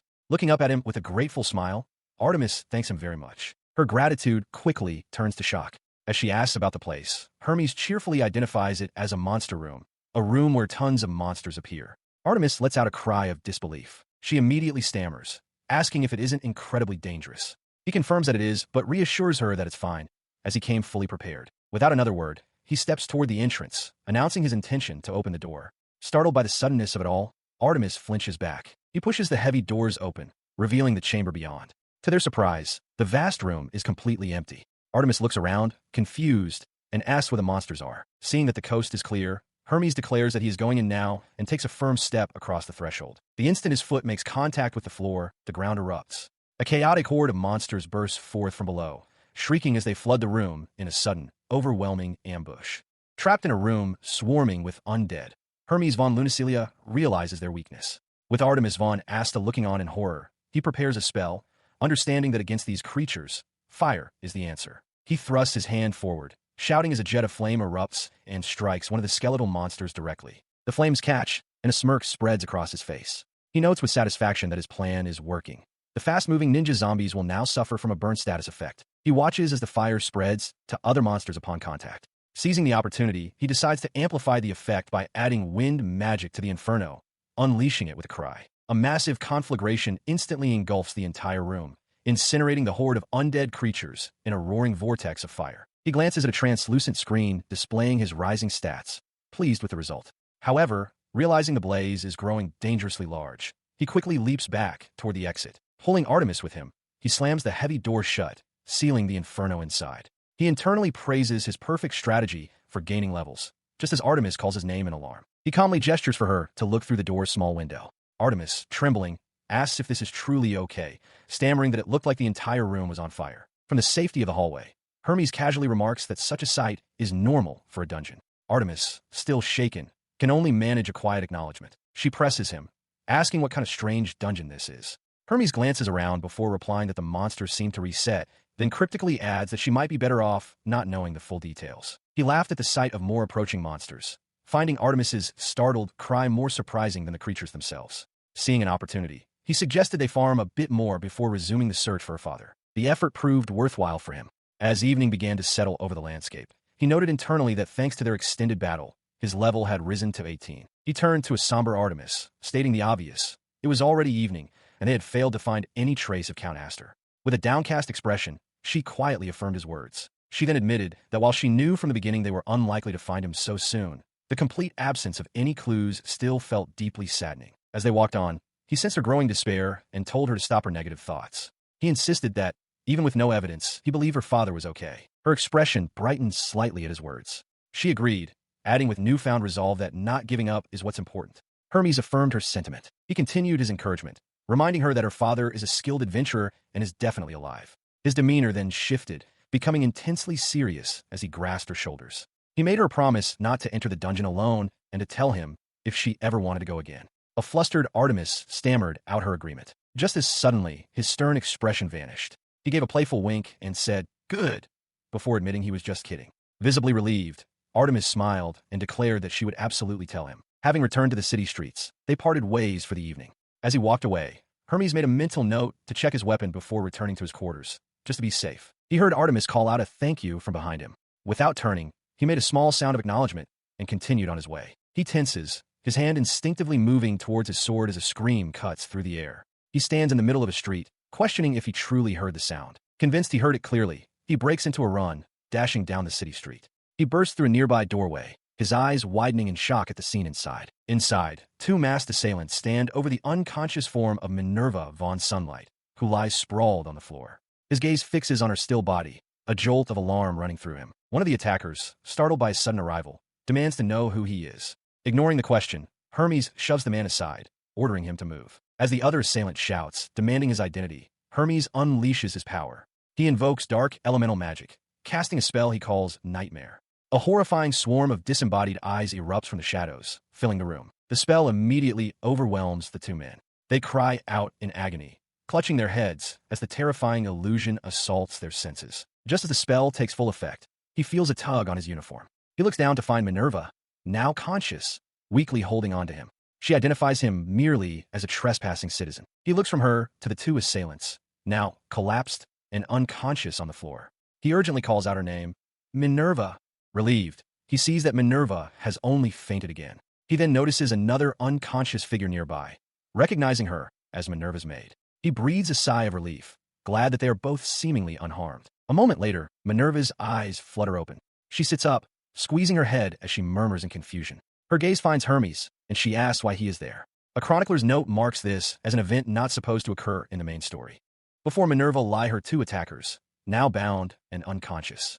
Hermes explains that he was close by and neutralized them. He notes that he pulled the blanket and ropes from his inventory, but advises it's better to keep the matter quiet to avoid unnecessary trouble. She looks up at him, her eyes wide with emotion, stammering that she hadn't thanked him properly for saving her. Hermes, maintaining his composure, replies that he's simply glad she is unharmed, though he feels a pang of remorse for the situation. In that moment, Minerva's maid rushes into the room, crying out in relief. She throws her arms around Minerva, overjoyed that her lady is safe. Still held in her maid's embrace, Minerva swears by her house that she will surely repay this debt. Hermes, however, dismisses her vow, explaining that he has already healed her wounds with holy magic and that she should be waking soon. Her eyes begin to sparkle with adoration.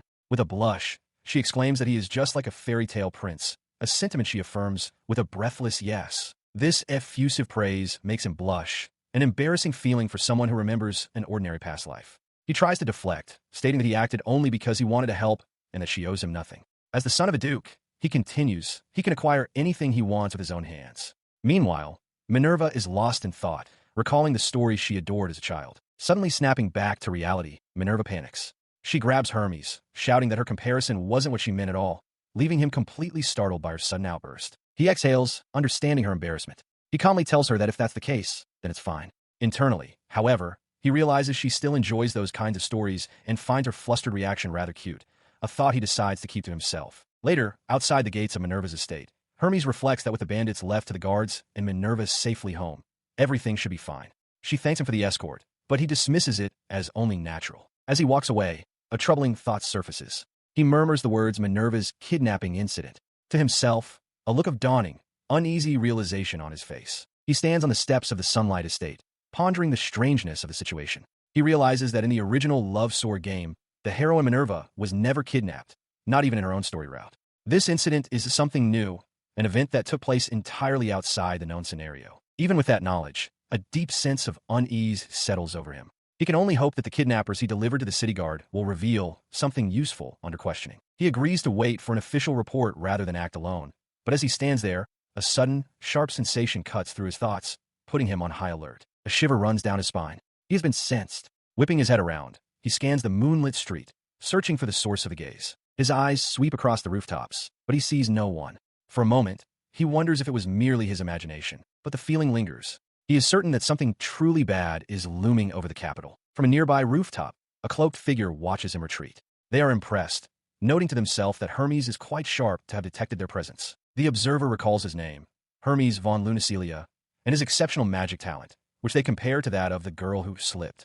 They muse that he may prove useful for their plan. Considering the implications, the figure acknowledges that Hermes' detection ability is a serious problem. If he can sense them so easily, their entire operation could be exposed. The figure decides to withdraw. They will make use of Harold and the others instead. After all, Their current order is simply to capture Minerva. The next morning, as the school bell chimed across the grounds, Hermes stood among the other students, his thoughts troubled. He mulled over the recent anomalies, the presence of something beyond normal, the game's protagonist acting contrary to the scenario, and the main heroine, Minerva, being abducted, an event that should have been utterly impossible. He came to a stark realization. This world was no longer the same one he remembered. As he walked through the school hall, a familiar voice called out, "Good morning, Hermes-sama." He turned to see Minerva herself, waving cheerfully.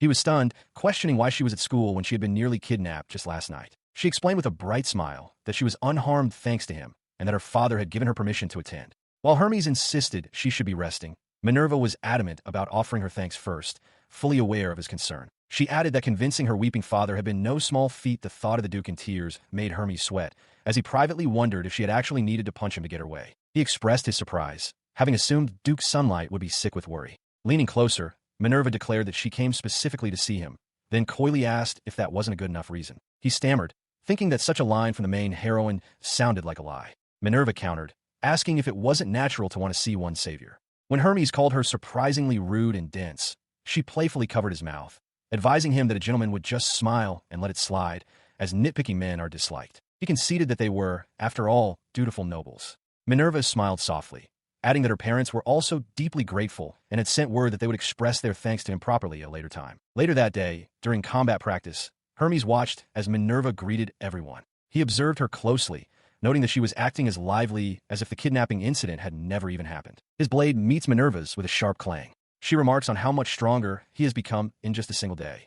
He confirms her observation, explaining that he trained in the dungeon during his day off. Intrigued by his progress, she wonders aloud if she too could grow stronger by visiting the dungeon. He confirms that she could, but immediately cautions her. He insists that if she goes, she must first get permission and be accompanied by guards, adding with concern that it would be a problem if she were to die. She beams, assuring him with a cheerful wave that she won't do anything reckless. Her expression then turns inquisitive as she asks if he followed his own advice. Caught off guard, Hermes stammers for a moment before hastily agreeing that he, of course, did the same. Later, back in his room, he slumps over his desk with an exhausted sigh, overwhelmed by the day's many troubles. A sudden realization strikes him. Minerva's questions about the dungeon were not just idle chatter. She was serious. As he processes this, Fran approaches with a formal letter. He identifies it as a letter of thanks, and she begins to read its contents. The message expresses gratitude for his role in helping Minerva and extends an invitation for him to attend a tea party the following Sunday. He listens as Fran adds that since his father was also invited, it would be impolite to refuse. The implication crashes down on him with visceral force. Attending the party means he cannot go to the dungeon. The thought fills him with monstrous frustration. He quickly composes himself, asking Fran to bring him a pen and paper to reply to Duke Sunlight. He reasons that if he can learn more about the kidnapping, it will be worthwhile. A troubling thought then surfaces. In the original story, the heroine was meant to go to the dungeon with the protagonist. Meanwhile, Minerva walks along a stone path, humming contentedly. She muses to herself that sending such a formal letter is a very noble gesture, especially considering she and Hermes are classmates. The next morning, Artemis approaches Hermes, greeting him warmly. She expresses her regret for not being able to properly thank him at the dungeon the previous day. Hermes reassures her, mentioning that he had also hoped to meet her father, but tells her not to worry about it. He then asks if she still intends to visit the den in her search for clues about her father. After she confirms her plan, he internally notes that the location sounds perfect for training both his magic and sword skills. He then makes a bold suggestion. They should tackle the final boss area together. Artemis reacts with surprise, but he clarifies his reasoning. While an intermediate dungeon boss would be too much, the boss of a beginner dungeon is only around level 30, a manageable challenge. She hesitates, expressing concern about troubling him, but he brushes it aside with a confident smile, insisting she can rely on him completely. His forwardness causes her to blush and stammer his name. At that moment, their exchange is interrupted by the arrival of Minerva, who greets them both. She eyes them suspiciously, demanding to know what they were doing. Hermes casually explains he was just helping Artemis and making a secret promise, a phrase that immediately catches Minerva's attention. A flustered Artemis tries to insist it's nothing strange, but her denial only seems to confirm Minerva's suspicions. In an instant, Minerva closes the distance between them, her face inches from his, demanding a complete explanation. Caught off guard by her sudden proximity and pleasant scent, Hermes feels his heart pound, recognizing the perilous nature of the situation. He stammers, trying to de-escalate by explaining that the matter involves Artemis's privacy. As he pleads for understanding, he realizes he is still holding Artemis's hand. He internally panics, thinking that if their parents were to find out, they would both be in serious trouble, and resolves to respect Artemis's wishes. Minerva, however, remains unconvinced. He concedes, agreeing that they should head to class. He suggests they escort Artemis, noting that the bell will ring any moment. As they prepare to leave, Minerva turns to him with a question. She clarifies that his actions fall under noble etiquette. She then reveals that she received a formal, written invitation to a tea party from Duke Sunlight. It is meant as a gesture of thanks for her role in saving Artemis. But since they are in the same class, she questions why he couldn't have simply told her directly. He disagrees, remarking that the formal letter still feels a bit excessive. Minerva confirms she will be attending, then internally delights in the thought of the surprised expression Hermes must have had upon reading his own invitation. As he observes her cheerful demeanor, he is struck by a simple thought. She is incredibly cute. He internally reflected on the absurdity of his new life, thinking how he'd never faced a single criminal before, but was now being called a hero just a month after reincarnating, a title that felt like it was pulled from a light novel. Beside him, Artemis offered encouragement, telling him he should be proud for saving a duke's daughter. Flustered, Hermes could only stammer at being called a hero. As he tried to process her words, Minerva appeared with a cheerful good morning. The greeting sparked a sudden, anxious thought in Hermes. He wondered if Minerva's affection for him had risen, a development he desperately hoped was just his imagination. On the day of the appointment, the group traveled by carriage. Minerva remarked that the wonderful weather was perfect for a tea party, and Artemis readily agreed, calling it a blessing. Their carriage soon arrived at a magnificent, sprawling estate. As they stepped out, Minerva turned to her companions with a bright smile, formally welcoming them to the Sunlight Palace. While walking through the palace grounds, Artemis brought up Hermes' last visit to her family's home during a winter party. She reminisced about how the unusual snow had created a dreamlike scene, a memory which Hermes recalled and affirmed. She then expressed a wish to see such snowy scenery together with him again. Her words sent Hermes into an internal panic. He recognized this as a potential trigger for a crucial event from the game and frantically reminded himself that, as a mob character, he must not intervene. Winter, he concluded, is dangerous. Blissfully unaware of his turmoil, Artemis took the lead, gesturing for him to follow. She urged him to hurry, explaining that her father and the others were eagerly awaiting their arrival. Ahead of them, a large, boisterous man with light, spiky hair threw his arms wide in greeting. "Welcome, Hermes Dono," he boomed. Beside him, Hermes' own father smiled. Hermes bowed deeply in return, sincerely appreciating the kind invitation to the tea party. The man, Duke Sunlight, laughed heartily and remarked that with such looks, Hermes must have a difficult time with women. Hermes politely replied that it hasn't been a problem, while privately noting that the Duke's grand presence, while overwhelming, was not uncomfortable. Meanwhile, Hermes' father greeted Minerva with flamboyant praise, telling her she grew brighter by the day. As Hermes watched his father's flashy display, he had a realization. His own dramatic tendencies were definitely inherited. He listens as Duke Sunlight laughs, remarking how Duke Lunacelia looks as young as he did in his student days, while he himself is aged. Minerva agrees with her father, but adds playfully that she's envious of the Lunacelia's splendor.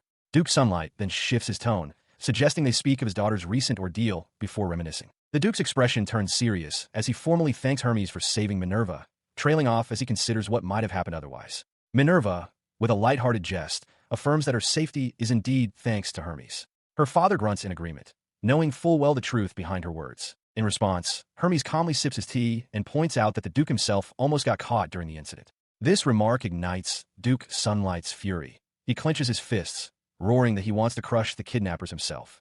Hermes maintains his composure, reminding the Duke that they need information first and questioning if he isn't curious about the culprit's true identities. He wryly notes Duke Sunlight's carelessness, a sentiment his father, Duke Lunacelia, immediately echoes. Duke Lunacelia calls his old friend a sly and hot-blooded man, even more so than the stoic Grail von Winter. A slightly abashed Duke Sunlight offers a quick apology. The conversation shifts back to the matter at hand. Duke Sunlight asks if the recent incident is connected to the string of kidnappings. From his seat in the gazebo, Hermes confirms that while he isn't certain, he believes they are related. Upon this confirmation, Hermes' resolve hardens. He internally vows to kill the mastermind when he finds them. Duke Sunlight adds to the grim picture, speculating that their enemies either have a large organization or an expert operative among them. Duke Lunacelia suggests they should disclose what they know to the students for their own protection. When Duke Sunlight asks for details, Hermes reports the presence of a capable swordsman. He then adds a detail that troubles him.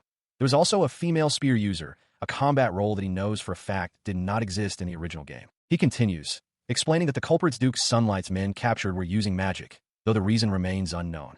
This information aligns closely with what Hermes had already heard at the academy. Duke Sunlight shares his own findings, stating that the kidnappings seem rushed. He had searched for unregistered orphans and commoners, but then heard a rumor that someone wanted a list that included noble academy students, though its veracity is uncertain. Hermes finds the entire situation strange. A chilling realization dawns on Hermes. This is part of a much larger, sinister plan. If their suspicions about the criminal's goals are correct, he will undoubtedly be a target. His father gives voice to this fear, stating that with Hermes' immense magical talent, he is now in danger. He and his father, Duke Lunicilia, listen as Duke Sunlight boisterously announces he has a clever plan. Minerva eagerly agrees, but Hermes and his father exchange a wary glance, telling the other Duke not to say such unpleasant things. Taking the initiative, Minerva suggests that since she may also be targeted, the best course of action would be for her to stay with Hermes at all times. She elaborates, explaining that by always acting together, they could help each other if attacked. While Duke Lunicilia thoughtfully considers the idea, Hermes is utterly shocked, demanding she explain herself immediately. Before she can answer, Duke Sunlight cheerfully explains the simple logic behind the plan. He points out that Hermes is strong enough to protect Minerva, and since she can use magic, they can effectively support one another. Minerva silently celebrates, realizing this is a perfect chance to get closer to Hermes. Hermes, however, is not convinced and voices a strong objection. He argues that a young noblewoman like Minerva spending all her time with a man could damage her reputation. His true concern, however, is the potential loss of his personal freedom. To his surprise, Duke Sunlight roars his own objection, agreeing with Hermes. He declares that such an arrangement is akin to them being lovers and would only make them a more convenient target. Unfazed, Minerva confronts Hermes directly, asking if he finds her a burden or if he would simply rather be with Artemis. Flustered, Hermes tries to placate her. She softens her tone, looking at him with genuine concern. She confesses that she worries about him and believes that staying close would ease her anxiety. Her sincerity leaves Hermes momentarily speechless. Minerva's heartfelt plea has an immediate effect on her father. Moved to tears, Duke Sunlight declares that he understands her feelings and, as her father, will allow it. He formally entrusts Minerva's protection to Hermes, calling him an exception. Hermes is stunned, having been certain the Duke would never agree. As Duke Sunlight weeps with emotion, Duke Lunicilia simply sighs, remarking that his counterpart spoils his daughter far too much. Defeated, Hermes feels a surge of frustration, thinking that for the first time in his life, he wants to hit someone's dad. Ignoring the father's reactions, Minerva clings to Hermes' arm. She cheerfully declares that her proposal has been accepted and they can now spend more time together. With a defeated Sure, Hermes can only acquiesce, privately certain that she orchestrated this entire outcome on purpose. Minerva von Sunlight reflects on Hermes von Lunicilia as he once was. At the academy, he projected an air of profound disinterest, never looking directly at her.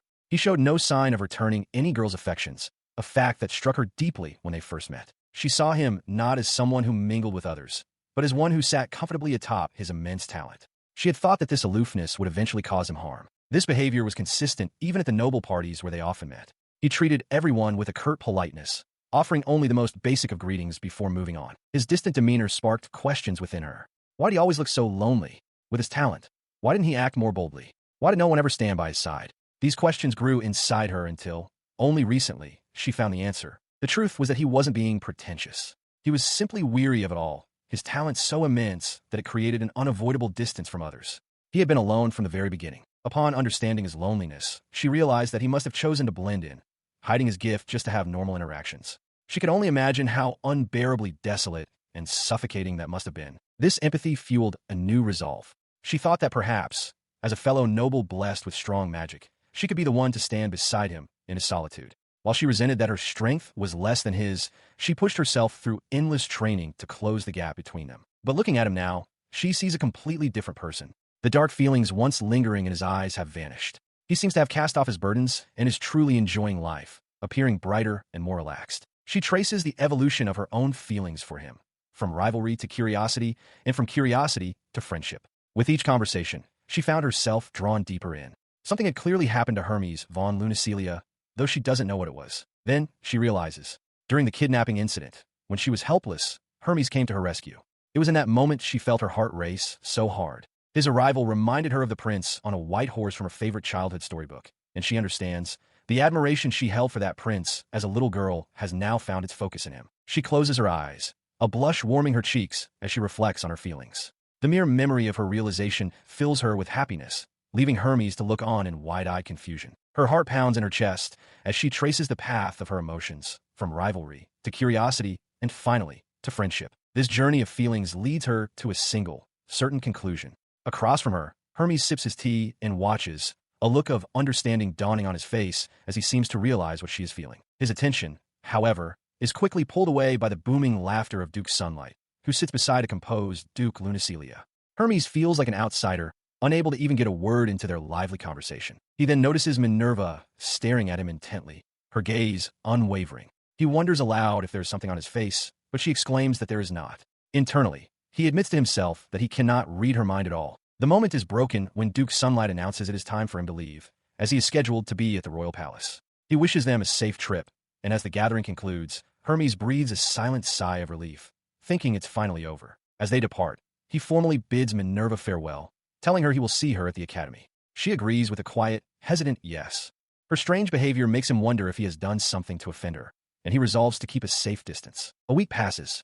On Sunday, Hermes reflects on how he thought Minerva would drag him around on his day off, but she has been quiet. Just then, she approaches him, asking only that he not mind her, and simply keep her company for a while. He is ecstatic, overjoyed by her simple request. He thanks her profusely as he hurries off, a spring in his step. He arrives at his destination, calling out to Artemis. He apologizes, thinking he has kept her waiting, but she reassures him that she just arrived herself and wasn't waiting at all. He expresses his relief. He confirms with Artemis that their destination for the day is the beginner dungeon known as the Lair.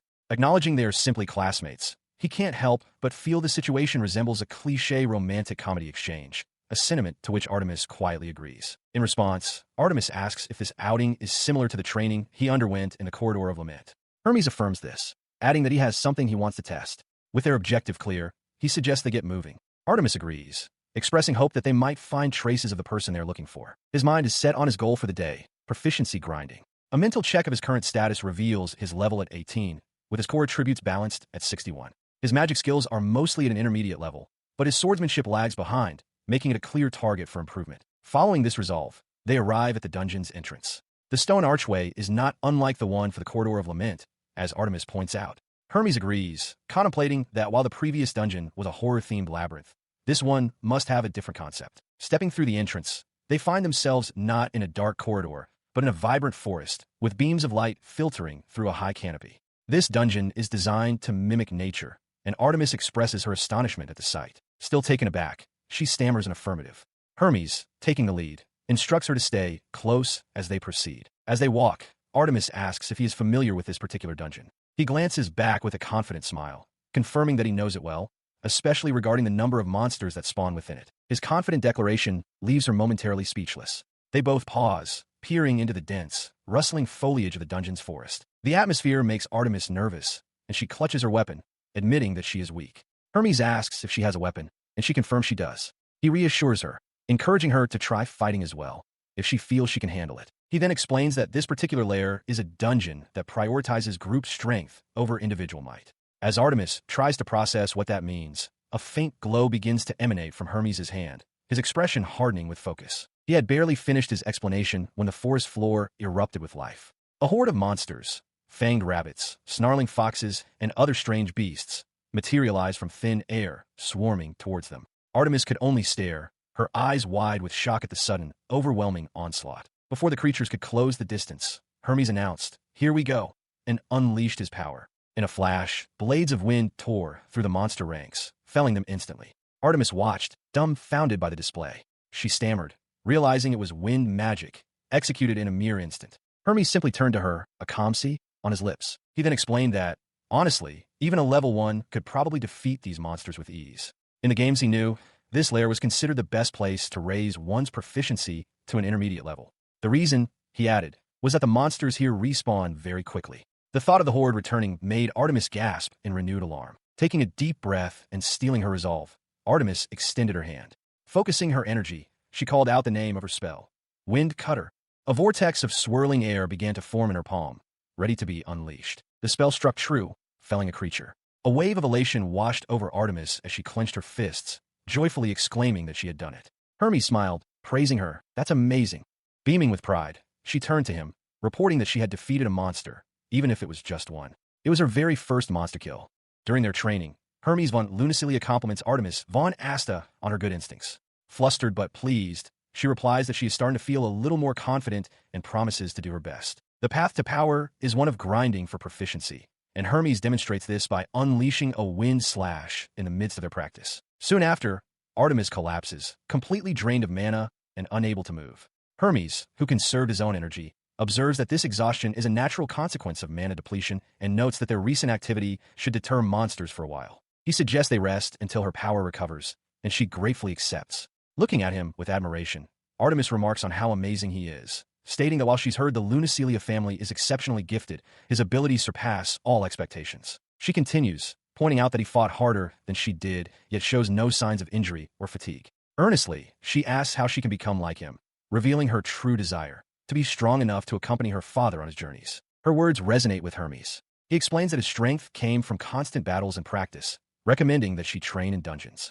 Though dangerous, he clarifies, every monster defeated yields experience and skill proficiency. He internally reflects on how different her motivation is, a righteous blade to protect her father, compared to his own obsession with freedom and exploration. As Artemis processes this, he offers further encouragement. With a confident thumbs up, he tells her that once she gets stronger, she can then focus on mastering her own unique power. His words ignite a fire within her. With renewed determination shining in her eyes, Artemis clenches her fists and declares that she will give dungeon training a try. She asks if he really means it, and Hermes confirms without hesitation. He offers to help whenever she needs it and tells her to feel free to ask him to accompany her, thinking to himself that there's no reason to say no and that he's curious to see how much others can grow. Overjoyed, Artemis thanks him profusely and vows to show him how strong she can become. Hermes suggests they try some swordsmanship training next, and as they agree to work hard together, he privately looks forward to witnessing her growth. He watches as Artemis engages another monster, a large, raccoon-like creature with a skeletal face. She confidently tells him to leave it to her, and he readily agrees. As she fights, he reflects on her abilities. While she isn't as adaptable as Minerva, her swordsmanship is impressive, likely due to training from her adventurer father. Artemis, meanwhile, voices her concern that her father still hasn't been found. He notes that they should be approaching the next area soon. Artemis, looking around, remarks on how far they've ventured into the dungeon. Hermes confirms her observation and points ahead, indicating a spot just over there. They step into a wide, circular clearing marked with an intricate stone pattern. In the center lies a large, sleeping, wolf-like creature. Artemis looks on, bewildered. Hermes calmly identifies the beast as the boss of this beginner dungeon lair. Artemis, startled by the revelation, asks what it is, and he confirms it's a lycanthrope. She expresses her doubt, asking if he can truly defeat such a monster. He calmly explains that every dungeon has a single, exceptionally strong monster called a boss. He reassures her, explaining that boss monsters are not supposed to leave their designated area. Stepping forward, he tells her to just watch, promising to present the creature's head to her as a gift. As he enters the circular arena, the lycanthrope's eyes snap open. It rises to its full, towering height, looming over the young noble with a menacing presence. He looks up at the massive beast, a wide, eager grin spreading across his face as he remarks on its immense size. The lycanthrope lets out a low, guttural growl, drool dripping from its fangs. Hermes, unfazed, notes the beast's own eager expression and, gripping his sword, declares that he has no intention of running away either. He faces the towering lycanthrope, a confident smirk playing on his lips as he grips his sword. Across from him, the beast lets out a ferocious roar, its powerful muscles tensed. The battle begins. The massive lycanthrope lashes out with its claws, forcing Hermes von Lunicelia to dodge backward. He is taken aback by the creature's sheer speed, narrowly avoiding the deadly strike as he assesses the immediate threat. As he continues to evade, he analyzes his opponent's movements. He notes that the attack pattern is simple and unchanging, but the beast's overall stats are higher, specializing in high-speed close combat. He calculates the disparity. He is level 19, while the lycanthrope is level 25. A single mistake, he realizes, would allow the beast to land a combo and defeat him instantly. Despite acknowledging he is at a disadvantage, a wide, exhilarated grin spreads across his face as the beast's claws narrowly miss him. He feels himself growing accustomed to the pace of the fight, thinking it's a great opportunity. He reasons that since this is the weaker of the lycanthropes, it's the perfect opponent for him to push his limits against. The beast lunges forward once more. From the sidelines, Minerva shouts that while he has speed, his attack patterns are too simple.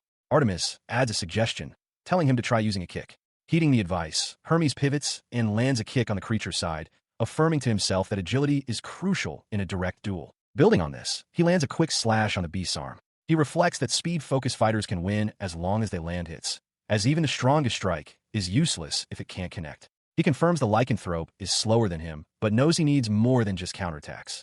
An idea suddenly strikes him. With a new plan forming, he creates distance and readies his sword. He decides to test his wind element magic for real, recalling a previous failed attempt to use it for simple movement. He stands his ground as the lycanthrope charges, coming to a profound realization. Magic isn't limited to being cast from his hands. He will instead imagine his entire body becoming a missile. In an instant, he executes the new technique. Propelled forward by a torrent of wind magic, His body slams directly into the lycanthrope's chest, tearing a massive, bloody hole straight through it. The force of the impact carries him forward, his body enveloped in the swirling energy of his attack, his expression one of pure, unwavering focus. His body, propelled by wind magic, tore through the beast with unstoppable force, a living projectile of immense power. The impact sent the massive lycanthrope staggering backward, its body unable to withstand the sheer kinetic energy of the blow. As the creature collapsed lifelessly to the ground, he observed the result with satisfaction. The technique had worked perfectly. He considered what to call this new spell, settling on the name Acceleration Magic. His mind replayed the intensity of the battle. The moment the beast had lunged with a ferocious roar, its claws outstretched. He recalled the exhilarating feeling of pushing past his limits, a sensation he considered the true joy of life. The thrill wasn't just in the fight, but in creating new magic that never existed in the original game. That, he mused, was the real fun. With that realization, he had channeled his power, shouting the name of his new spell, Acceleration. As he launched himself forward, his fist glowing with concentrated energy aimed directly at the monster's head. The memory faded, leaving him standing in the quiet aftermath. He glanced at the fallen beast, noting with a hint of disappointment that it was over so quickly. Turning to his companions, he saw Minerva floating in stunned silence. He addressed a wide-eyed, speechless Artemis, reassuring her that the battle was now over. Artemis expresses her astonishment, finding it incredible that Hermes defeated such a powerful monster on his own. He simply chuckles in response. She asks if he was hurt from using magic on himself, but he explains that he used wind to blast himself forward, creating a cushion of wind under his shoes to prevent injury. His explanation leaves Artemis in awe, thinking him truly amazing. She recalls her father, Grail von Winter, noting that Hermes' relentless curiosity reminds her so much of him, and considers the comparison to the famed adventurer a true honor. As they walk away from the battle site, Artemis is still taken aback. They observe that there are no traces of the monster's den. She mentions that while her father was only a background character mentioned by name in Hermes' memories, he was, in fact, quite well known. Hermes agrees and suggests they should head back. Her expression firms with determination. She declares that she has found the resolve to move forward, will look after her father, and also wants to become as strong as Hermes. He smiles, thinking her newfound resolve is a good thing, and wishes her well. A summary of Hermes von Linnecelia's current status reveals he has reached level 22. His core attributes are vitality, agility, and intelligence, are all balanced at 73. His proficiencies include intermediate levels in various magic types and beginner level in swordsmanship, with his intelligence at 36 and charisma at 100. As evening falls, they finally emerge from the dungeon. Artemis is panting, her stamina clearly depleted. Hermes praises her performance, noting that while she is exhausted, her magical power increased during the latter part of their time in the dungeon, and her movements in combat became much sharper. He internally concludes that she has grown significantly stronger and is likely a speed type. His praise catches her off guard. Blushing, she stammers, questioning if she has truly become stronger. She quickly rallies, pumping a fist with renewed determination. She vows to do her best and work hard enough to make Hermes proud. A bit flustered himself, he wishes her good luck, adding that with the exam starting soon, he looks forward to seeing her results. He then looks ahead, a confident smile on his face. He thinks to himself that he has a few things he wants to try before the exam, anticipating that it will be fun. Artemis agrees, and they decide to head back. He reflected on his recent efforts.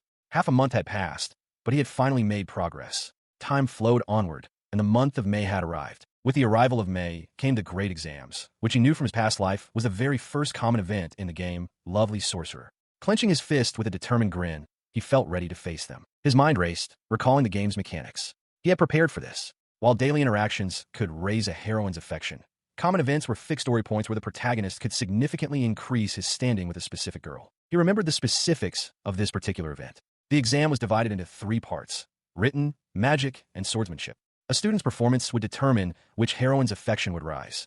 To impress Minerva, one needed to place in the top 3 of all exams, while for others like Leah and Freya, a single high score was sufficient. He dismissed these thoughts, reminding himself that as a mere side character, such things didn't concern him. For the past month, he had pushed himself to his limits, and now he was eager to have his true, objective ability evaluated.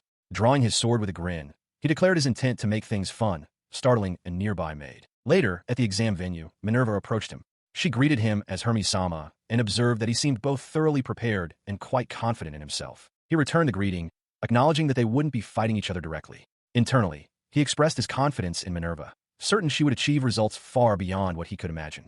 For a side character like himself, he saw this as simply an opportunity to test his own limits and grow. His calm demeanor seemed to provoke her. Pointing a finger at him with fiery determination, Minerva declared that she would still blow him away. A bead of sweat rolled down his temple as he recognized the influence of the game's hot-blooded protagonist on her personality. Just then, a chime signaled the start of the written test. As the test began, he found the questions surprisingly easy. He mused that the combination of his memories from his past life and the innate intelligence of Hermes Lunicelia, perhaps augmented by a stat bonus, made the exam trivial. As he wrote, a strange feeling came over him. He finished the entire test in a mere 10 minutes, leaving 40 minutes to spare.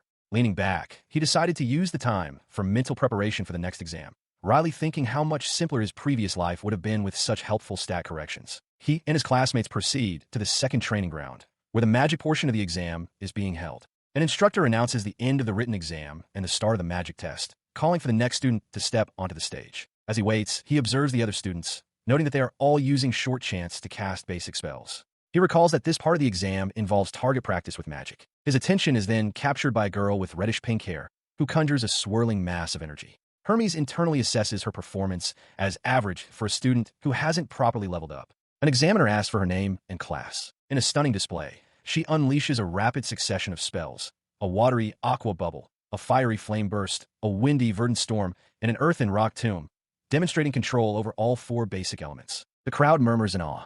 The student is Leah Rientima, one of the main heroines from the game, Lovely Sorcerer. Her unofficial title is the Magic Prodigy. She confidently asks an examiner if the magic barrier is still stable and urges the staff to quickly replace the targets. It is known that in the original story, Lee's magical talent was renowned, her fame spreading even to other nations. From the sidelines, Hermes analyzes her power. He acknowledges that even with shortened chants, her ability to control 4 mid-tier spells is far from ordinary, a clear sign she has leveled up.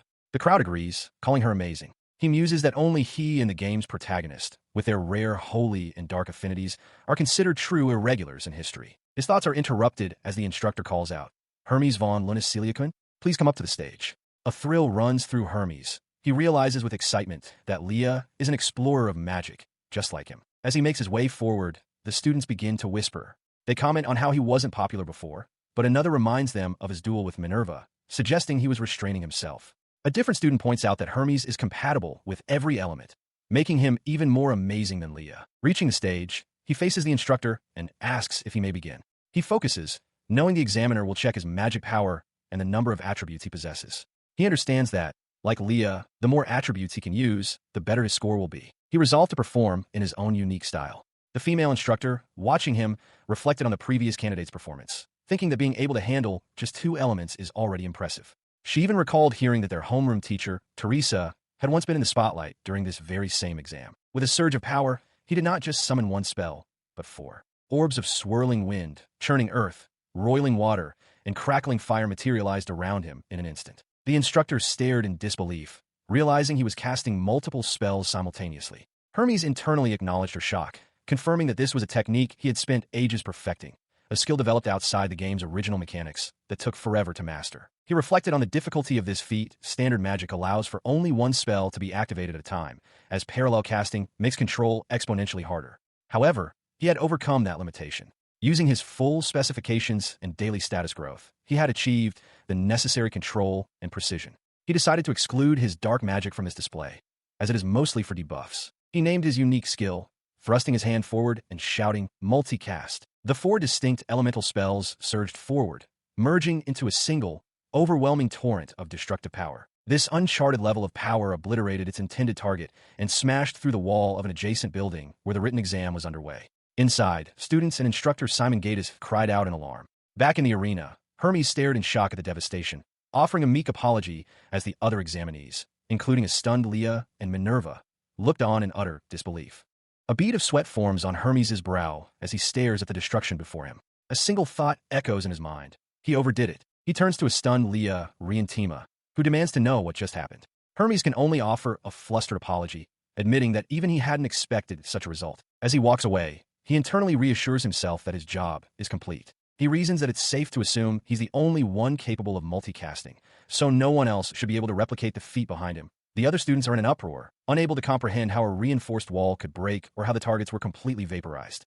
They murmur in disbelief about the immense amount of mana such a display would require. He calmly addresses the stunned crowd, announcing that they should move on and that he will leave the rest to the teachers and examiners before turning his back on the chaos he created. Walking through the corridor, he notes with satisfaction that events are proceeding just as they did in the game. With the previous test concluded, he shifts his focus entirely to the final trial. The final exam is revealed to be a test of swordsmanship. Each student must face a real knight in a duel, their score determined by their performance in the match. The instructor, Simon Gatiss, explains a crucial detail to the waiting students.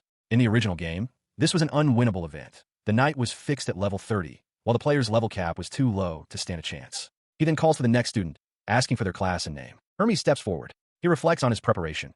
For the past month, he has been relentlessly grinding in dungeons to boost his stats, successfully reaching level 30. He believes that with his current power, he can defy the game's script and break what was once a mandatory loss event. A look of pure excitement crosses his face. More than just changing his fate, he realizes he has the opportunity to experience the swordsmanship of a real knight firsthand.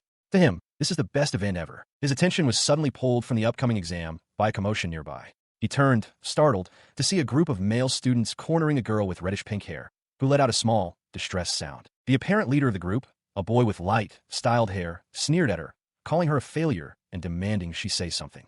From a short distance, Hermes observed the confrontation, recognizing that the girl was in a very difficult situation. The bullies continued their harassment, questioning how an aptitudes row trash, like her, could even be at a magic academy. They mocked her for having taken a magic exam and demanded to know what kind of connection she had used to get in. The girl was Sarah Chrysanthemum, the daughter of a baron. She was well known, but for entirely negative reasons. The other students scoffed, realizing that the daughter of a low-ranking noble couldn't possibly have connections, leaving them to wonder about her aptitude 0 status. The mystery surrounding her was that despite an aptitude test confirming she had an affinity for holy magic, she was unable to trigger a single spell. Rumors spread that she couldn't use any of the 6 magic attributes, and over time, she was labeled a failure. This was all new information to Hermes. This character and her plight had not existed in the game, which surprised him. Hearing the commotion, he walked over to the group. "Are you okay?" he asked Sarah directly. His sudden intervention startled the other students, who murmured his name in disbelief as the girl flinched in surprise. With a sharp glare, he ordered the 3 bullies to be silent. The leader protested, declaring that Sarah was a disgrace to the academy and that he was the one talking to her, not Hermes. He ignored the protest, turning his full attention back to the girl. "So," he began, his tone softening, "was it just my imagination, or did it look like you were being bullied?" Sarah could only stammer in response, unable to form a coherent sentence. The lead bully interjected again, stating that he'd heard about Sarah Jew. He recounted her strange predicament, possessing both mana and aptitude, yet being unable to use magic. Head bowed, Sarah quietly admitted that it was true. He looked at her intently, offering unexpected encouragement. He told her not to let it get her down, as there must be a reason for it. Being different wasn't just a flaw, he explained. She might have a hidden talent no one else possessed. Internally, he mused that figuring out her secret would be interesting and could even benefit his own growth. His defense of the girl was met with derision. The blonde student laughed, calling it too much and declaring Sarah a true failure who couldn't even use a sword. Mortified, Sarah could only stammer Hermes' name. Her face flushed. The bully, identified as Loreas by a companion, continued his tirade. His friend boasted that a true mage, like Loreas, should be skilled with both sword and magic. Loreas added that if Sarah could at least use a sword, they wouldn't treat her so poorly, but she can't even manage that. The incessant buzzing of their voices grated on Hermes. A cold glint appeared in his eyes as he internally noted their irritating noise, and a sudden shift in his demeanor silenced the bullies. Ignoring the stunned students, he turned his back on them and spoke to Sarah. He apologized for the commotion and suggested they find a quieter place, adding that he might be able to help with the problem. As they began to walk away, Sarah stammered his name in surprise while the bullies cried out in protest. Loreas, enraged, stepped forward to block their path, demanding to know why Hermes would support her, of all people. Hermes stopped and looked back at him, his expression flat, and stated plainly that the reason was obvious. He simply cannot stand people like Loreas. The blunt statement struck Loreas, leaving him momentarily speechless. Hermes pressed his verbal assault, questioning if Loreas truly possessed enough talent to justify looking down on others. He dismissed the boy's abilities, declaring that being merely decent with a sword or magic hardly qualifies as genuine talent. A sharp, predatory grin spread across his face. He leaned in slightly, his voice dripping with challenge as he continued. "So, if you're going to boast that much..." The onlookers gasped, realizing the confrontation was escalating. Taking the bait completely, Loreas' face contorted with fury. He declared that if Hermes was so confident, he must be able to score higher than him in swordsmanship. The sudden topic shift left Hermes momentarily confused. He admitted that he didn't know his results yet, but added that he had set high goals for himself. Unimpressed, Loreas pointed a finger at him and bellowed for him to prove it. Resigned to the situation, Hermes sighed internally, realizing this was a pointless, never-ending cycle. But Loreas was not finished. With a smug, challenging grin, he demanded that Hermes show him the genuine talent he was just boasting about. As the academy exam continues, Loreas scoffs from the sidelines, muttering that Hermes can just stand aside and watch. An instructor then calls out, Hermes von Lunasilican, it's your turn. Please hand over your weapon and step onto the stage. Hermes calmly agrees. As he walks toward the dueling platform, a wide, irrepressible smile spreads across his face. He internally admits that he can't stop smiling, bowing slightly to the waiting instructor, Simon Gatiss. Before ascending, he turns to Sarah Chrysanthemum, explaining that the last part of the exam is swordsmanship and asking her to wait. Sarah agrees, adding a promise to intervene if anyone tries to bully him. From a stage, Simon Gatiss offers a formal greeting to the son of Duke Lunasilia. He internally reflects on how difficult it is to contain his excitement to finally show the results of his training.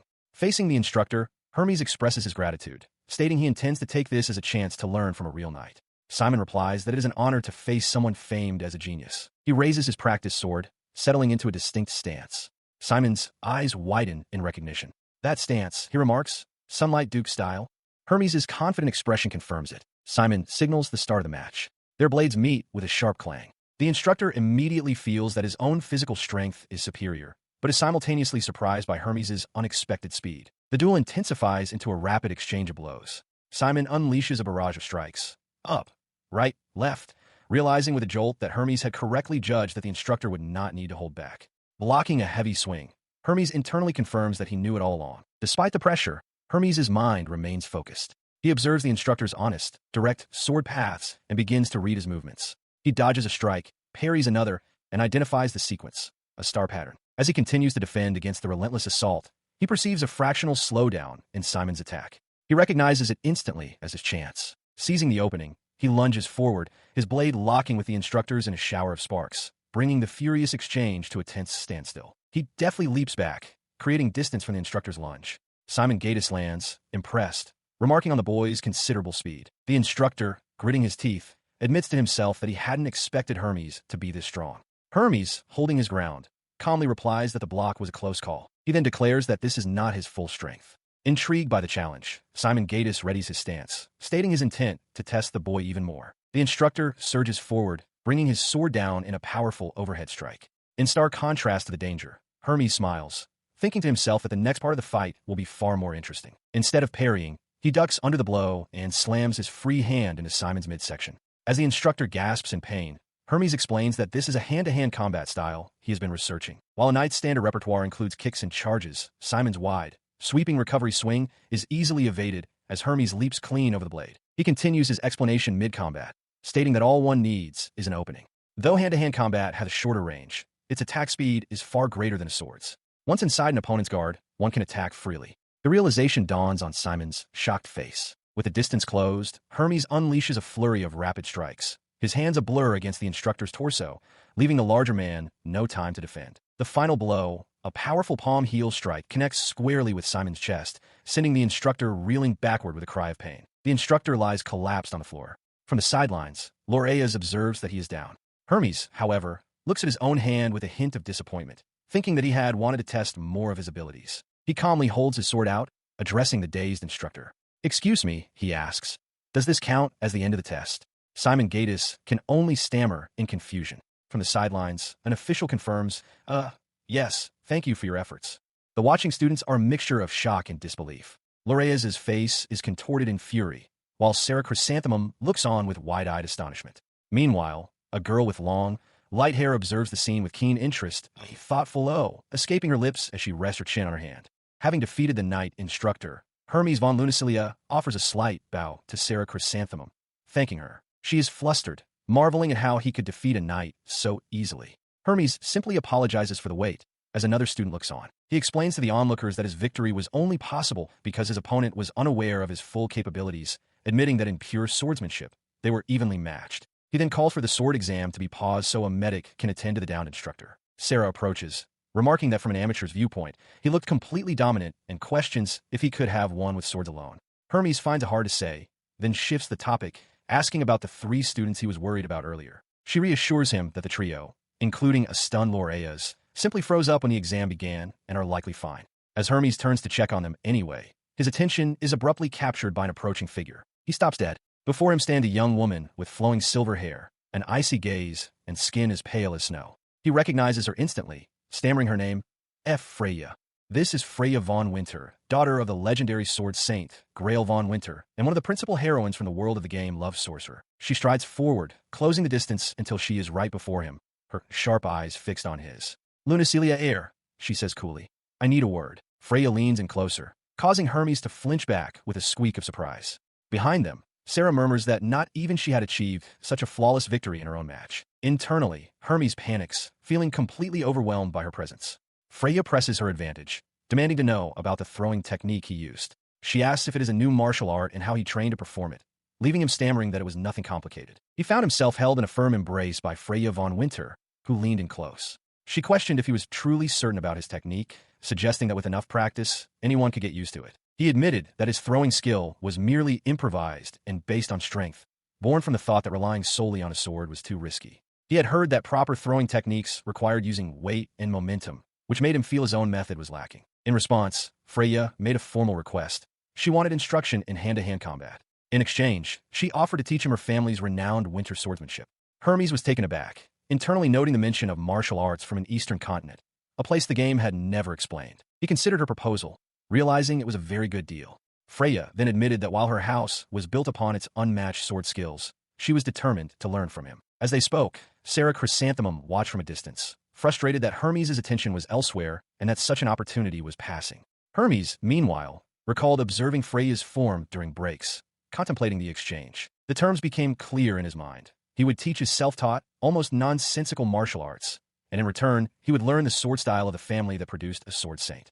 With newfound resolve, he looked at Freya and agreed to teach her. She reacted with surprise, asking if he was certain, and he firmly confirmed. Upon his agreement, a radiant smile spread across Freya's face. She thanked him warmly, affectionately calling him Hermes Koshi. Her smile completely disarmed him, causing him to let out a choked gasp. He quickly recovered, clearing his throat and internally scolding himself for almost revealing an unseemly reaction. He instantly recognized her expression as the iconic snow-melting smile from a game. Watching this exchange, Sarah clenched her fists in despair. She lamented that she had nothing of value to offer Hermes compared to Freya, feeling she couldn't possibly compete. Her family, the Chrysanthemum Barons, were known to be a merchant house that had purchased their noble title with wealth. Noticing her, Hermes turned and confirmed that her family was involved in commerce. He then extended an invitation for her to join their training. Sarah was left utterly speechless, shocked that he would ask her to participate as well. She listened, stunned, as Hermes laid out his terms. He explained that building ties with a merchant's daughter would be useful later. In exchange for his training, he only wanted priority access to her new products. Sarah considered this, acknowledging that priority buying rights were appealing, but she questioned if that was truly the only benefit for him. Her mind raced. Beyond any business arrangement, she felt a simple, powerful desire to be kind to him. She couldn't just stand by and ignore someone being bullied. Hermes continued, noting that he would definitely want the items her family produces once he leveled up more. He then softened his approach, stating that a business deal should be fair and that what truly mattered was what she, Sarah, wanted from this. Flustered, she struggled to find the words. Finally, with tears welling in her eyes, she declared her true wish. She wanted to be strong, strong enough that she would never be mocked again. Sarah turned to Freya, asking if she was also agreeable to the arrangement. Freya calmly consented, adding her own condition. She also wanted priority purchase rights. She reasoned that her father teaches swordsmanship to his subordinates anyway, so one more student would be fine. Sarah readily agreed. With the terms set, Sarah bowed deeply, asking them to treat her well. As Freya bid them farewell for the day, Hermes reflected internally on how exciting a mutual exchange of techniques would be. Sometime later, at the training grounds, Hermes watched as Leah Rientima sparred with Atlas, the game's original protagonist. As Leah landed a clean strike, Hermes noted to himself that their training had begun. He watched with growing concern. It had been a month and a half since the start of the term, a period in which Atlas should have had countless opportunities to increase his stats. Yet, as Atlas laughed off his own poor performance, Hermes couldn't help but wonder what was going on. His thoughts spiraled. It wasn't just Atlas's lack of progress. The boy's strangely high fondness for him was odd. And more alarmingly, he hadn't reacted at all to Minerva's kidnapping attempt or other dangers. As Atlas noticed him watching, Hermes' unease deepened. He mentally listed his worries. The suspicious aura pervading the city, the list Artemis's father had left behind, and now this. The main story was supposed to be the same, but something was clearly wrong. A single, troubling question dominated his thoughts. Just what is happening in this capital? In a dark, dripping corridor, a single torch sputters. Elsewhere, atop a grand building, a question hangs in the air, a query about the very nature of this world. The scene shifts to a grim, underground location where masked figures stand guard. One of them, holding a large scythe, calls out to a superior, complaining that the results of their latest endeavor were pathetic. Their leader, a man with spiky hair and a fur collar, demands to know what is happening. Leah Rientima observes that security has tightened since their group failed to kidnap a noble girl. The leader dismisses her concern, stating that nobles will eventually kill them anyway. Freya von Winter then coolly asks if the men who were caught disposed of themselves properly, but the leader only grows more irritated by the situation. He turns his gaze toward his cell, clicking his tongue in disgust. Inside, a group of small, terrified children huddle together, their fear palpable. Finding the captured children wholly unsatisfying, the leader announces that they are heading topside. Their new objective is to scout the Magic Academy. Meanwhile, as the weekend began following the end of exams, Hermes von Lunicilia, dressed in a sharp new uniform, excitedly declares his own plans. He intends to conquer the beginner dungeon, Dark Cloud Forest, to acquire a boss drop, completely ignoring his maid Fran's desperate pleas for him to stop. Having successfully made his way to the dungeon, he stands at the entrance to a dense, overgrown wilderness, announcing his arrival. Unseen by him, a large reptilian creature stirs within the thick foliage. He pushes deeper into the forest, noting the terrible visibility. The so-called forest is more like a jungle. Still, he remains confident, hoping he can finish his quest quickly this time. An assessment of his capabilities reveals his status. Hermes von Lunicilia, level 30.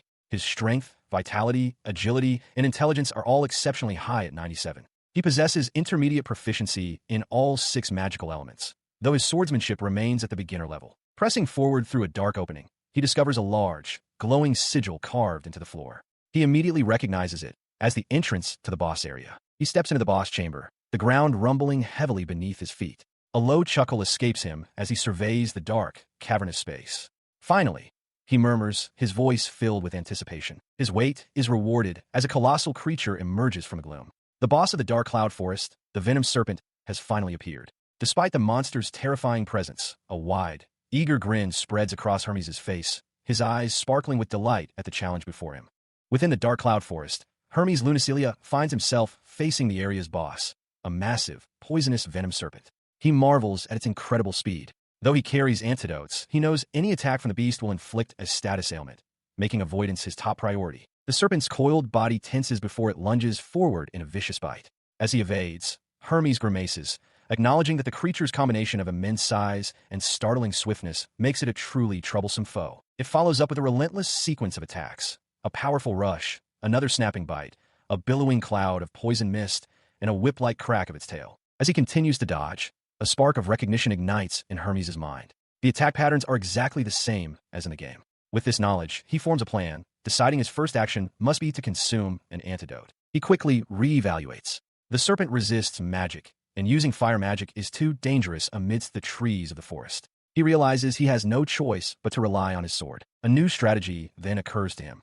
What about its insides? He wonders if injecting magic directly into the beast could bypass its resistance. To do that, he would need to enchant his blade. He focuses his will, channeling magical energy into his weapon. With a bright flash, the enchantment takes hold, and his sword begins to glow with power. He has succeeded. Now armed with his enchanted sword, Hermes feels confident he can use fire magic. Across the clearing, the venom serpent watches him, letting out a low, guttural sound. He charges forward, clashing his flaming blade against the serpent hide. The impact jars him, but he realizes with a start that the creature's famed magic resistance is limited only to its tough outer scales. A look of sheer delight spreads across his face. He can raise both his swordsmanship and magic proficiency at the same time. He has discovered the perfect method for grinding experience. He faces the thrashing venom serpent, mockingly asking if his last attack hurt it that much. As the beast writhes, he tells it to calm down, declaring that he isn't finished yet. Aiming his blade toward the ground, he once again casts enchant. His blade now glows with power as he stands firm, the massive serpent looming behind him. He announces that he still has things he needs to test on the creature. Crouching low, a confident smirk appears on his face. He thinks to himself that with this new strategy, the serpent's incredible speed is now rendered useless. He watches as the serpent is now surrounded and confused by glowing pillars of light that have erupted from the ground. He coolly wonders just how many hits it will take to bring it down. Without a moment's delay, he becomes a blur of motion. His enchanted blade flashes through the air, carving a series of deep strikes into the serpent's armored hide in rapid succession. The relentless assault continues as he lands a 10th hit. He remarks on the creature's toughness, but then notices that the ground beneath his feet is becoming unstable from the force of their battle. He leaps back just as his footing gives way. With a determined grin, he declares the fight is over and poises himself for a final, decisive blow. Plunging downwards with his glowing sword, he shouts for his attack to explode. A massive detonation erupts from within the serpent's body, the culmination of his calculated assault. As the last embers of the defeated venom serpent fade, Hermes von Lunicilia looks on, acknowledging that the creature had held out until the very end. He smiles, filled with gratitude. He explains aloud that because the fight was so challenging, he was able to create a powerful new magic spell and also received a valuable item drop from the vanquished foe. Deciding not to waste a single second, he resolves to continue his training. He notes that it will take a few minutes for the boss monster to respawn. So in the meantime, he will grind by fighting every other monster in the area, storing his newly acquired item in his inventory. He immediately puts his plan into action, cutting through a variety of strange, otherworldly creatures that populate the forest. With a surge of power, he unleashes another devastating strike, continuing his relentless assault. His efforts yield incredible results. That day, after slaughtering a great number of venom serpents, collecting their drops, and amassing vast experience, his status shows a dramatic increase. He has reached level 35, with his strength, vitality, agility, and intelligence all soaring. His proficiency in all magic types and his swordsmanship have all reached an intermediate level. He trained for so long that dusk began to fall. Realizing how late it had become, he knew he needed to return to the academy before his maid, Fran, started to worry. Upon his return, however, he is met with an unusual sight. A large crowd of students gathered near the entrance, buzzing with anxious energy. He stops, wondering what could be happening. A feeling that something is deeply wrong washes over him. His fears are confirmed as he overhears the panicked students asking each other what happened, their voices filled with fear and disbelief. The terrible news spreads through the crowd. Minerva has been kidnapped. He immediately confronts a group of girls, demanding to know what they mean. One of them explains that a suspicious person appeared within the academy and abducted Minerva. When he presses for her location, another student tearfully admits they don't know. Artemis von Asta, standing nearby, looks at him in shock, uttering his name. His mind raced, grappling with the impossible reality. Minerva had been taken, kidnapped in broad daylight, from within the supposedly secure magic academy, without any guards or teachers noticing. He clenched his teeth in frustration. This was something he could not let stand. He strode through the academy grounds, his mind focused on a single problem: how to track her. This kidnapping was a complete deviation from the game's original story, leaving him with no script to follow. He knew he couldn't rely on the game's original hero. He doubted Atlas would even attempt a rescue, and even if he did, he lacked the power to defeat a night-level opponent. That's why he had to act. With his own power, perhaps. He wished for a detection spell, a common tool in other games. Then, an idea sparked in his mind. That was it. He could do this. If the spell he needed didn't exist, he would simply create it, combining parallel casting with enchantment magic. As a sphere of energy coalesced in his palm, he desperately hoped Minerva was nearby. He recalled the principles of standard detection spells, linking one's senses to mana and expanding it like sonar. His own creation would be far more demanding, but with his supply of mana recovery items, the cost was no issue. He let his mana flow outward from his body, pushing the sensory field wider and wider until it blanketed the surrounding area. The wave of mana washed over the city, returning a detailed impression of its layout. As it spread, his senses caught something unusual. He focused, interpreting the feedback. The spell revealed an open space deep beneath the ground, filled with human silhouettes. It went deeper still. He concluded with grim certainty. It had to be an underground bandit hideout. His eyes snapped open, locking onto a specific mana pattern among the others. Found you, he thought, a grimace on his face. It seemed saving the heroine was now part of a mob character's duties. Sprinting through a corridor, Hermes von Lunicilia's face is a mask of determination. He recalls the game's lore, realizing the hideout must be underground, which is why it remained undiscovered. He urges himself to hurry. He arrives to find a group of masked men guarding a grated entrance. They are startled by his sudden appearance. Hermes internally notes that this is too many men for simple gate guards. The thugs aggressively demand to know who he is and what business he has with them. Without a word, he launches himself forward, delivering a powerful kick to the nearest thug. As he attacks, he confirms his suspicion. This is undoubtedly the entrance leading to the underground. The remaining thugs shout in surprise at the sudden assault. The thugs roar at him, shouting that he's talking nonsense. Having already bypassed them, Hermes stands calmly at the top of the staircase, gesturing them forward with a smirk. He apologizes insincerely, warning them that they are about to experience a little pain. A flurry of action ensues. Hermes moves with fluid grace, effortlessly dodging and countering the thugs' clumsy attacks. His smile never wavers as he systematically takes them down, one of them already on the floor, pleading for mercy. He executes a precise kick, striking a weapon from a thug's grasp with a sharp crack. Moments later, the guards are bound and neutralized. Standing over them, Hermes senses more people deeper underground and realizes this is the source of the magic he first detected. He dismisses their pleas for forgiveness, considering it a pointless conversation. He turns his gaze down a long, dimly lit stone corridor. Following his senses, he identifies his path forward. That way, he thinks to himself. Walking deeper into the passage, Hermes uses his detection magic, sensing dozens of presences. He reasons that some must be the kidnapped Minerva and citizens, but that enemies are surely mixed among them. He muses that the surface must be in an uproar by now. Suddenly, his senses tingle. He stops, wondering if he's detected another bandit. Elsewhere in the hideout, two men relax in a room. One, a man with a fur-collared vest, listens as his subordinate reports that the newcomer made a very flashy entrance. The subordinate then remarks on the audacity of their group for kidnapping a noble lady from the prestigious magic academy. The man with the fur collar discusses the commotion with his subordinates. He questions if their actions are too conspicuous, suggesting that if the city guard is alerted, they can simply leave the new guy to take the blame. One of the masked men agrees, noting that they have a secret escape route that only their leader knows, so they have nothing to worry about. As they speak, Hermes listens in from a safe distance, a shimmering orb of magic cupped in his hand. Hearing their words, he confirms his suspicion. The so-called new guy must be the one who actually carried out Minerva's abduction. His confirmation is immediately followed by action. A horrifying illusion manifests around the thugs, who scream in absolute terror as they are swarmed by phantasmal, multi-eyed insects. The leader yells that he must be having a nightmare, begging the monstrous apparitions to stay away. The spell is brutally effective. Hermes notes their low resistance to the magic as two of the men instantly fall unconscious. Before the third man, the leader, can collapse, Hermes lunges forward and seizes him. He presses his blade against the man's throat, whispering a sharp command not to scream. The captive can only manage a terrified gasp. With the illusion dispelled, the thug looks around in confusion, wondering where the monsters went. Hermes interrupts him, stating coldly that the man's life is now in his hands. He demands quiet answers to his questions, warning that there will be no second chances. Holding the man aloft, Hermes demands to know where the kidnapped noblewoman is.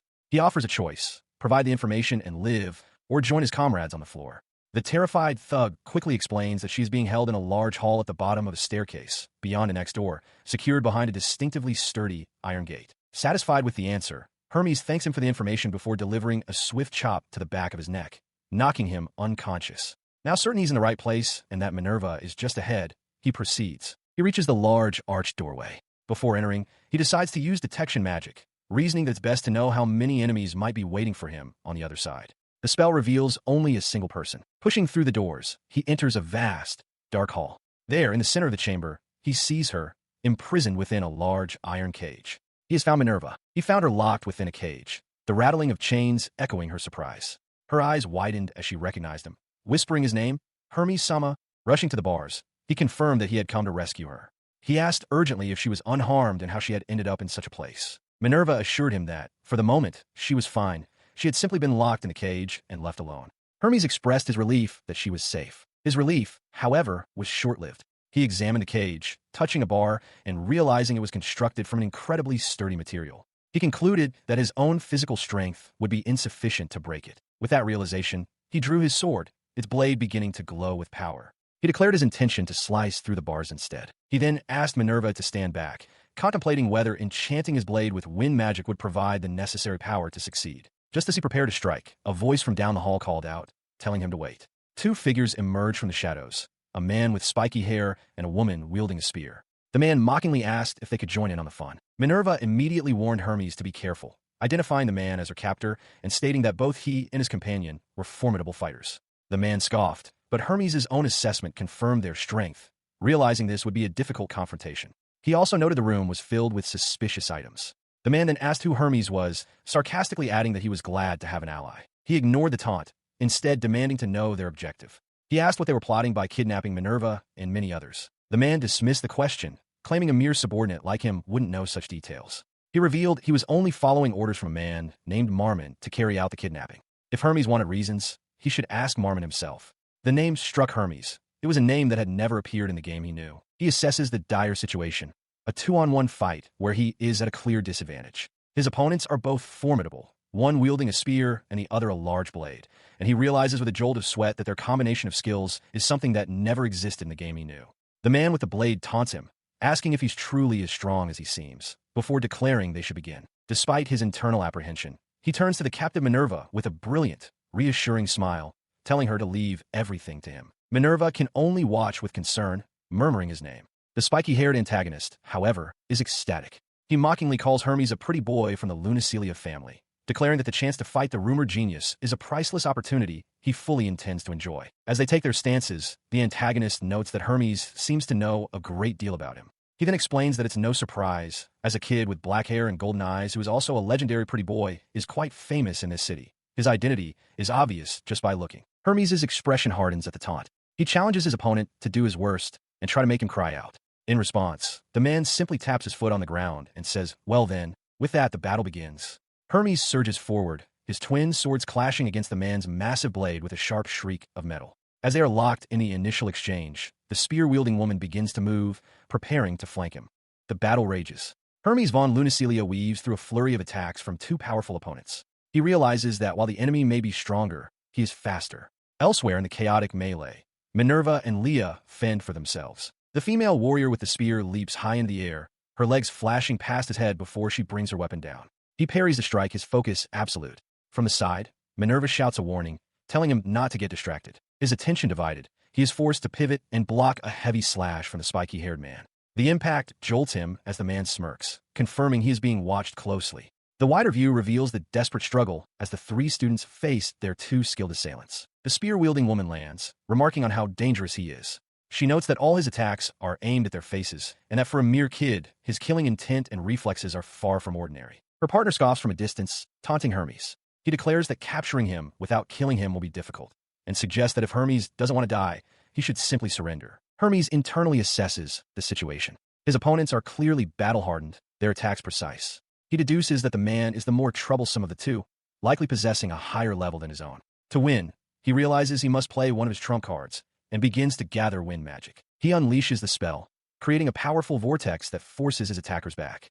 As Minerva watches, he explains the basic tenet of combat.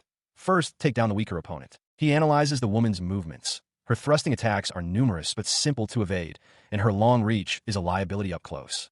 Just as he prepares to charge, a new voice commands him to stand back. Atlas, the game's hero, appears with his staff, declaring that he will handle it, as he is superior in every way.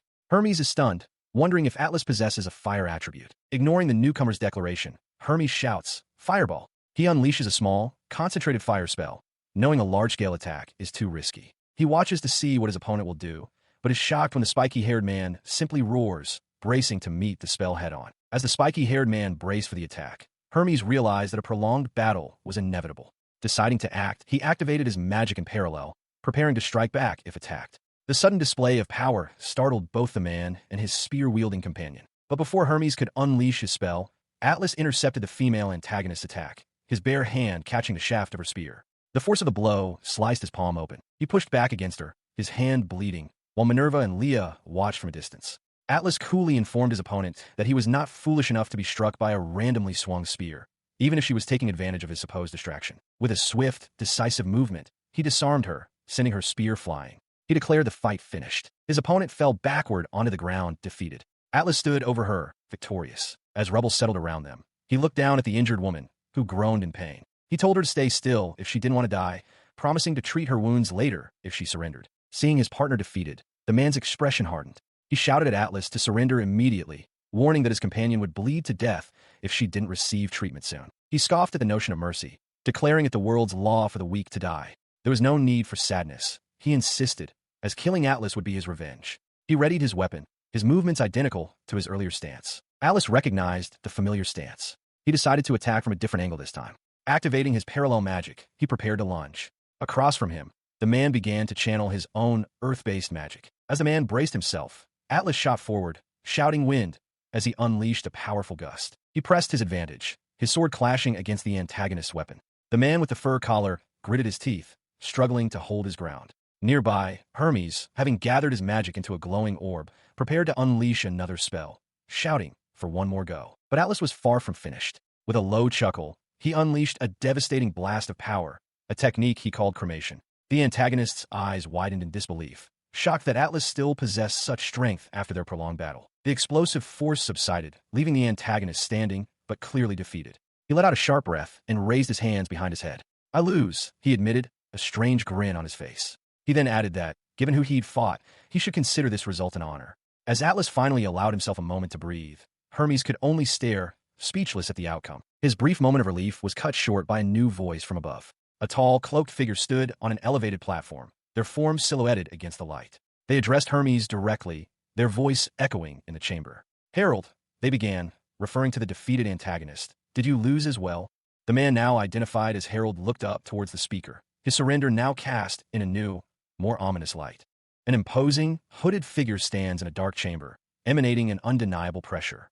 From the background, the captive hero Atlas recognizes the aura, realizing with certainty that this is the same individual from before. Atlas confronts the figure, asking if they were the one watching him in town and expressing disbelief that they were followed to this hideout. The hooded individual confirms that Atlas is the only unexpected variable in their plan. Nearby, Harold bristles with irritation, complaining about this monstrous ally being allowed to act freely. Their exchange is interrupted by a new voice. Hermes von Lunacelia steps into the light, calmly stating that this is fine. With his gaze locked on the hooded figure, he declares his intention to capture them and use them as a pawn for his own plan. In an instant, the hooded figure strikes, their fist blurring through the air. Hermes reacts just as quickly, bringing his sword up to parry the blow. The impact sends him skidding backward across the stone floor, the immense force of the punch pushing him to his limit. The ground beneath his feet cracks and shatters from the sheer power of the blocked attack, the shockwave throwing him completely off balance. As Atlas struggles against his bonds, Minerva cries out Hermes' name in alarm. Hermes, sweating and panting, looks up at his opponent, a dreadful realization dawning on him. This person is far too strong. The hooded figure remains impassive. He quickly assesses the situation, concluding that all of his opponent's stats are significantly higher than his own. They must be level 40 or above. This is bad. The hooded figure watches him, a hint of curiosity in their posture. Despite the grim assessment, he clenches his fist, remarking on their absurd strength, the same power that overwhelmed Harold and Misty. In response, the hooded figure gives a slow, mocking clap, feigning surprise that Hermes could withstand the blow and even stand back up. The figure chuckles, dismissing the notion that they are strong. They claim that Hermes is simply ignorant of true darkness. As they speak, Hermes' resolve hardens.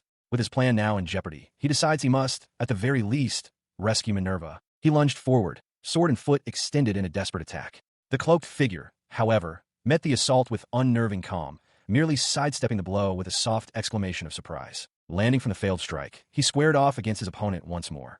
The cloaked figure seemed amused, remarking on his interesting techniques and demanding to see more. With gritted teeth, Hermes declared he would oblige, raising his sword as Minerva remained helpless behind the enemy. The reality of the situation crashed down on him. The man was too strong. He urged Minerva to escape while he tried to buy her some time, admitting that even if they fought together, they would be utterly outmatched.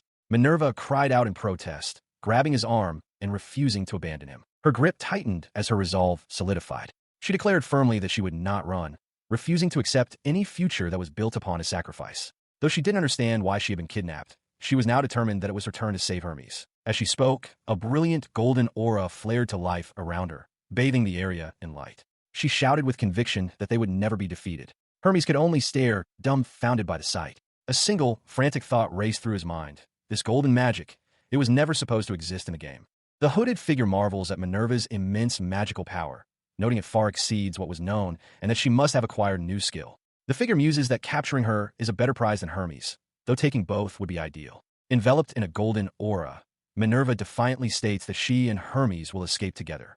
Hermes, watching her, wonders if this golden light is the skill the enemy mentioned. In response to the figure's intentions, Minerva vows not to let them be captured. She raises her hand, gathering a torrent of flames as she prepares to unleash a powerful spell, shouting its name. N10. She screams for her magic to burn everything to ash. As the inferno erupts towards its target, the hooded figure calmly announces that it is time for its subordinate to appear. From within the dark cloak, a monstrous, two-headed wolf beast emerges, identified as an Orthros. The Orthros opens its twin maws and completely devours Minerva's fire spell. The hooded figure casually remarks that it was a decent meal. Hermes looks on in horror, shocked that Minerva's intermediate-level magic was consumed so easily. Reacting instantly to the threat, he imbues his blade with wind magic to extend its range. Shouting, "Cut through!" he lunges forward, aiming a swift strike at the hooded figure. His attack is abruptly halted, the blade stopped by an unseen force emanating from the figure's outstretched arm. The being seems only mildly surprised, uttering a quiet, "Oh my." He stares in wide-eyed shock, unable to comprehend how his attack was stopped. A sudden realization hits him. He recognizes this form from a book he had previously researched in the library. The force of the block has thrown back the figure's hood, revealing its true nature. A grotesque, squid-like head with multiple glowing eyes and writhing tentacles. The creature calmly states that it has been exposed, as Hermes trembles and identifies it as a member of the demon race. The demon acknowledges that it was caught by an interesting move, despite its attempts to be careful. It explains that the demon race, though few in number, possesses abilities that transcend humans. Realizing they are hopelessly outmatched, Hermes decides to stall for time by asking if demons can use the same magic as humans. The demon replies that unlike humans, its kind possesses chosen powers. To demonstrate, its arm transforms back into the monstrous Orthros. It holds up the beast, which is now merely its limb, and asks, "This is my arm, you see?" Hermes is left utterly speechless by the horrifying revelation. He holds his ground, sword at the ready, and challenges the hooded figure's intentions. He asks if it plans to absorb him and Minerva. The demon calmly replies no, stating it has a different use for them. It offers to explain if they surrender obediently, calling the proposition an attractive one. He flatly refuses the offer, declaring his desire to continue living as they always have. In response, Minerva's body glows with power as she raises a hand to cast a spell called Heat Haze. The demon dismisses their efforts as a futile struggle while its monstrous arm, Orthros, lunges forward. Leaping to intercept the beast, Hermes imbues his blade with divine power, casting Enchant, Holy Magic. The demon notes that holy attribute magic is the most effective weapon against its kind, just as Orthros' twin maws snap at the young swordsman. But he reveals a hidden ability, parallel magic activation, for swirling orbs of sacred energy materialize around him, as he declares his capability to cast multiple holy spells at once. The demon identifies the technique as a mimic of its own Orthros. With a powerful swing, Hermes unleashes the combined holy energy, but the demon calls him a fool, shouting that the attack was merely a feint. The feint, however, was a success. The demon's hood is thrown back, revealing a monstrous, tentacled face contorted in fury. It roars in disbelief that a mere human could injure its body.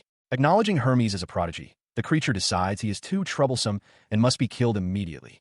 Hermes stares, stunned by the horrifying sight. His blade only managed a shallow cut. He grits his teeth in frustration, realizing the creature's hide is incredibly tough, at least level 50. With his surprise attack having failed, he understands that his path to victory has vanished. The demon formally addresses him, showing a measure of respect for his strength. It introduces itself as Mammon of Greed, a name it suggests Harold might have already mentioned.